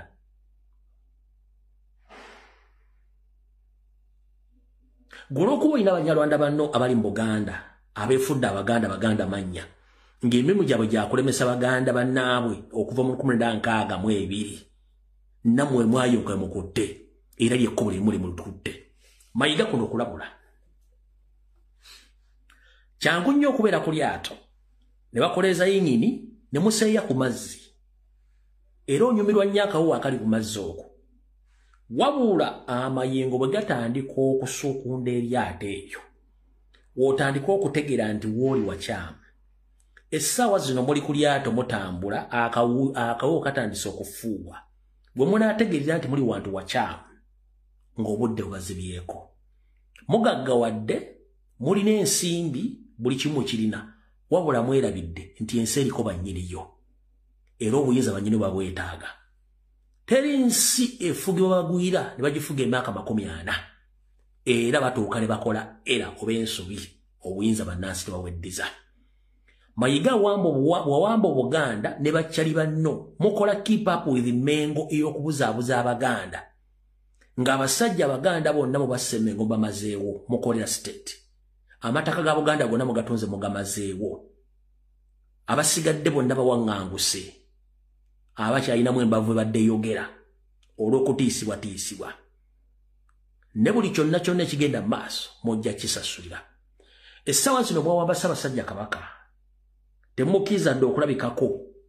Abaganda mwenda babasiba akatambaala nti Ssaabasajja Kabaka abasaba amulagira obutavaayo amale okugoberera ebiragiro. Emyaka emeka bukyange ebiragiro bibasaba obutaggwako kubanga bali bateekawo ekintu baagala kisigale bwe kityo. Bwe kisigala bwe kityo bakole emirimu gyabwe gye banaamalira abamumiziza omusu eyo mu kakolero kaabwe kubanga eryetteeke nga bwe yajja n'agamba ekigambo alajje nakyo temwakitegeera. None etteekero bajja nti abasawo batugambye abasawo nti alina okubeerayo mpaka ebbanga eggere nga abasawo batulagirire kati asobola okujja eri abantu alyoka ajje.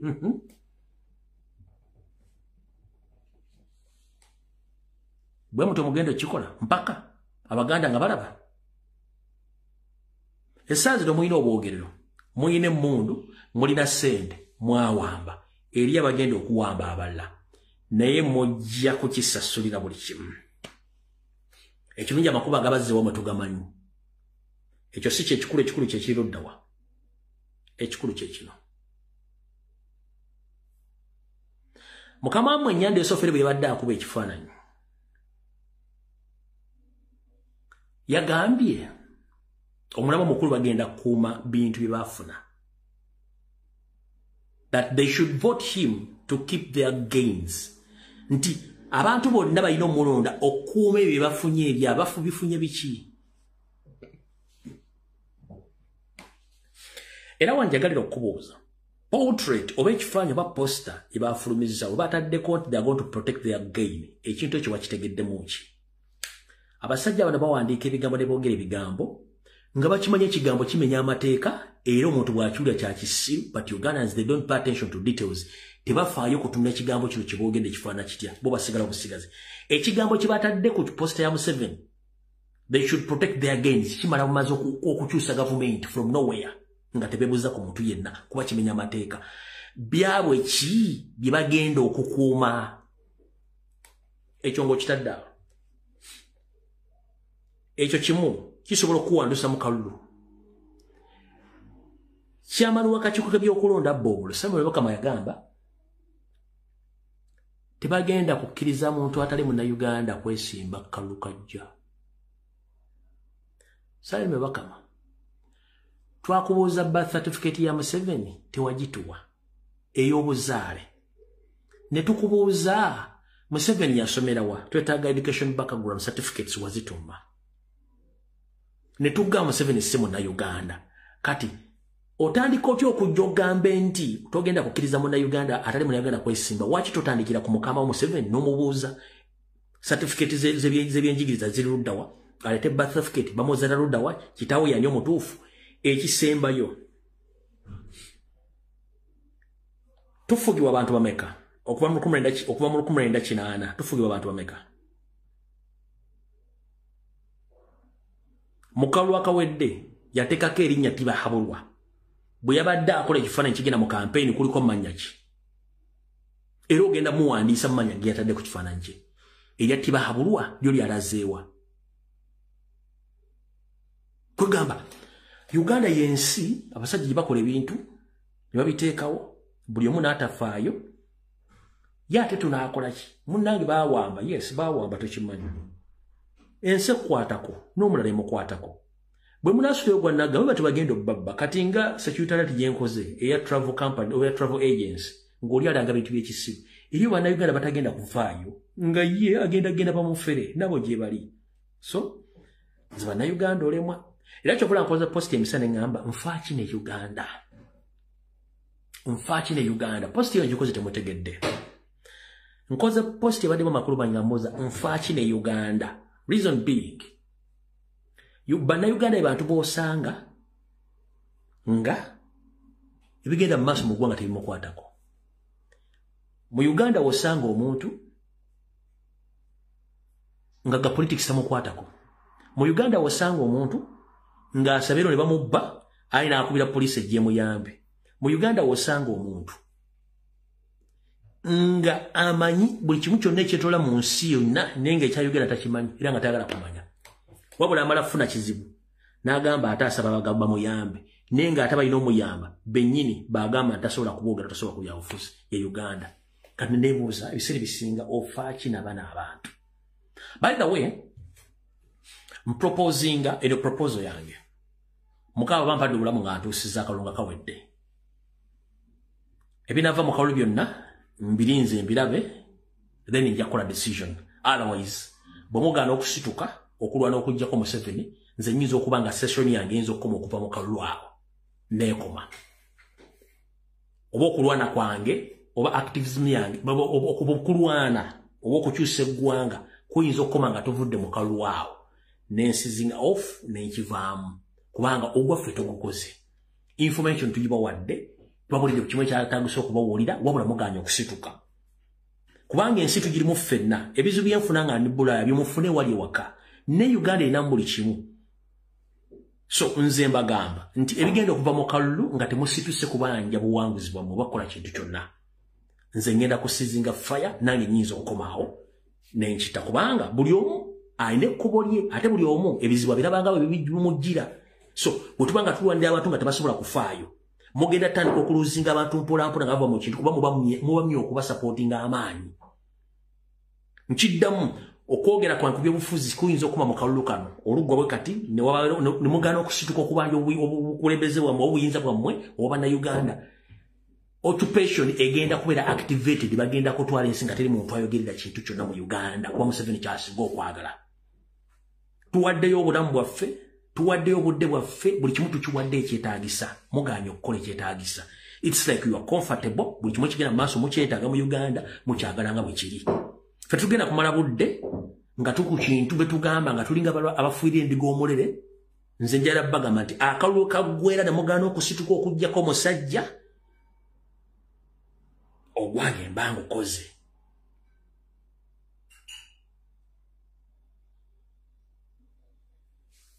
N'abala baba bagukoze.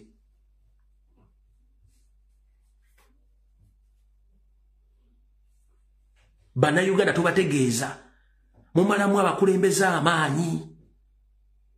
Lwaki President waffe ataddemu buli kimu obudde bwe ssente ze na buli kimu akikoze. Nino oli omuntu ng'ali ku TV ali ku ssimu akola blackmail propaganda ataliko matuna magulu. Oyina gati Kyagulanyi nti ai finally yayingidde iPod yakiyingidde yasayinize tuddawa. iPod omuntu ogiyingira oyingira ne musayininga ne bakulaga mu kifaananyi nga muyidde ne olina yingira ku TV n'akitamuza social media namwe ne mukigula mulya ate kati yagiyingidde luddawa. Please bannayuganda mukule. Nze mbagamba ekigambo kimu results eziva mu kalulu omugaana okuggyako Museveni abantu abasinga omungi bagenda kuyimira mu bintu bino babiveemu nga nange mwendi. Ndi mu kintu kino mpaka ng'okulonda kuwedde bwe mugaana okusituka okuggyako omusajja nze nange mwenkomaawo kubanga nina obulamu. Buli kimu tukikoze. Teri TV teri radio ebadde esobola kuwa information ng'abaana ebagigaba. Abaana basiba ku TikTok, abaana basiba ku Facebook, abaana basiba ku YouTube ng'abawa information, abaana balizoninga abasajja, abaana baspendize time yaabwe baspendize buli kimu ne mu badisappointinga n'abazadde bennyini mu disappointinga abaana n'okubira omwana essimu yeggo faaki bannange waki temuva ku basajja naye ng'ate okubira omwana essimu n'omusaba ssente z'amasannyalaze okubira omwana omusaba ssente z'emmere n'omukubira omukubira njagala ssente z'eddagala naye nga gwamusaba ssente z'eddagala omwana wandiyagadde abere mu Buwarabu wandiyagadde abere mu diaspora emyaka 30 Wandiyagadde bajja ku makya basende ettaka ly'omuntu nga tewaliwo mateeka gagobererwa. Wandiyagadde bawamba omwana bamutte mu nsi eyo. Tubaga ebintu bino kubanga tulina obulumi. Sigga tetulina byakukola. Abantu bangi bali mu bulumi. Ebyobufuzi mu nsi yonna ebisinga obungi bikyusibwa mirembe. Kiki ekikwatisa Edi Muto muteeka mu kkomera nga talina mmundu? Kiki ekikwatisa akiri nga munnaddiini n'osiri nga tosobola kwogera ku nsonga za kusiba baana? Munnabyabufuzi n'osirikale n'olwanyisa abantu baagala kujjako Museveni. Naye ng'okimanyi bulungi nti ssente z'oli mu kuzannyiramu ssente za muntu asiika kabalagala, ssente za muntu ayokya kasooli, ssente za muntu atunda omulondo, ssente za muntu ayokya amawulire, ssente za muntu avuga bodaboda ze muzannyira mu basajja mmwe. Nosanga omuntu nga tomanyi constitutional right ye, nosanga omuntu ng'eggwanga talina kyalimanyiiko. Wabula bawooza nti ensi erimu emirembe. Ensi ya Uganda erimu emirembe olw'ebiwuugulu n'ebikulekule n'ebiwememeku. Omuntu eyasoma ng'omanyi rights zo, omanyi amateeka Uganda teri safe era teri mirembe. Politically, economically, socially. Y'ensonga lwaki Museveni akwata ensimbi n'aziwa bannaddiini, n'abagulira emmotoka, n'abazimbira amayumba, buli ayogera gwe bagula. Lwaki abagula? Kubanga akimanya alina obbasirisa, tayagala ayogera.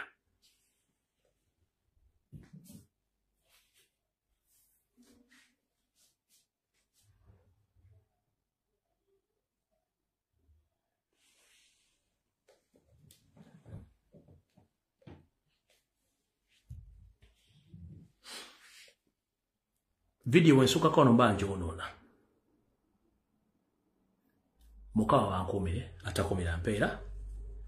Tujja sikanonda kuona. Mwena ba.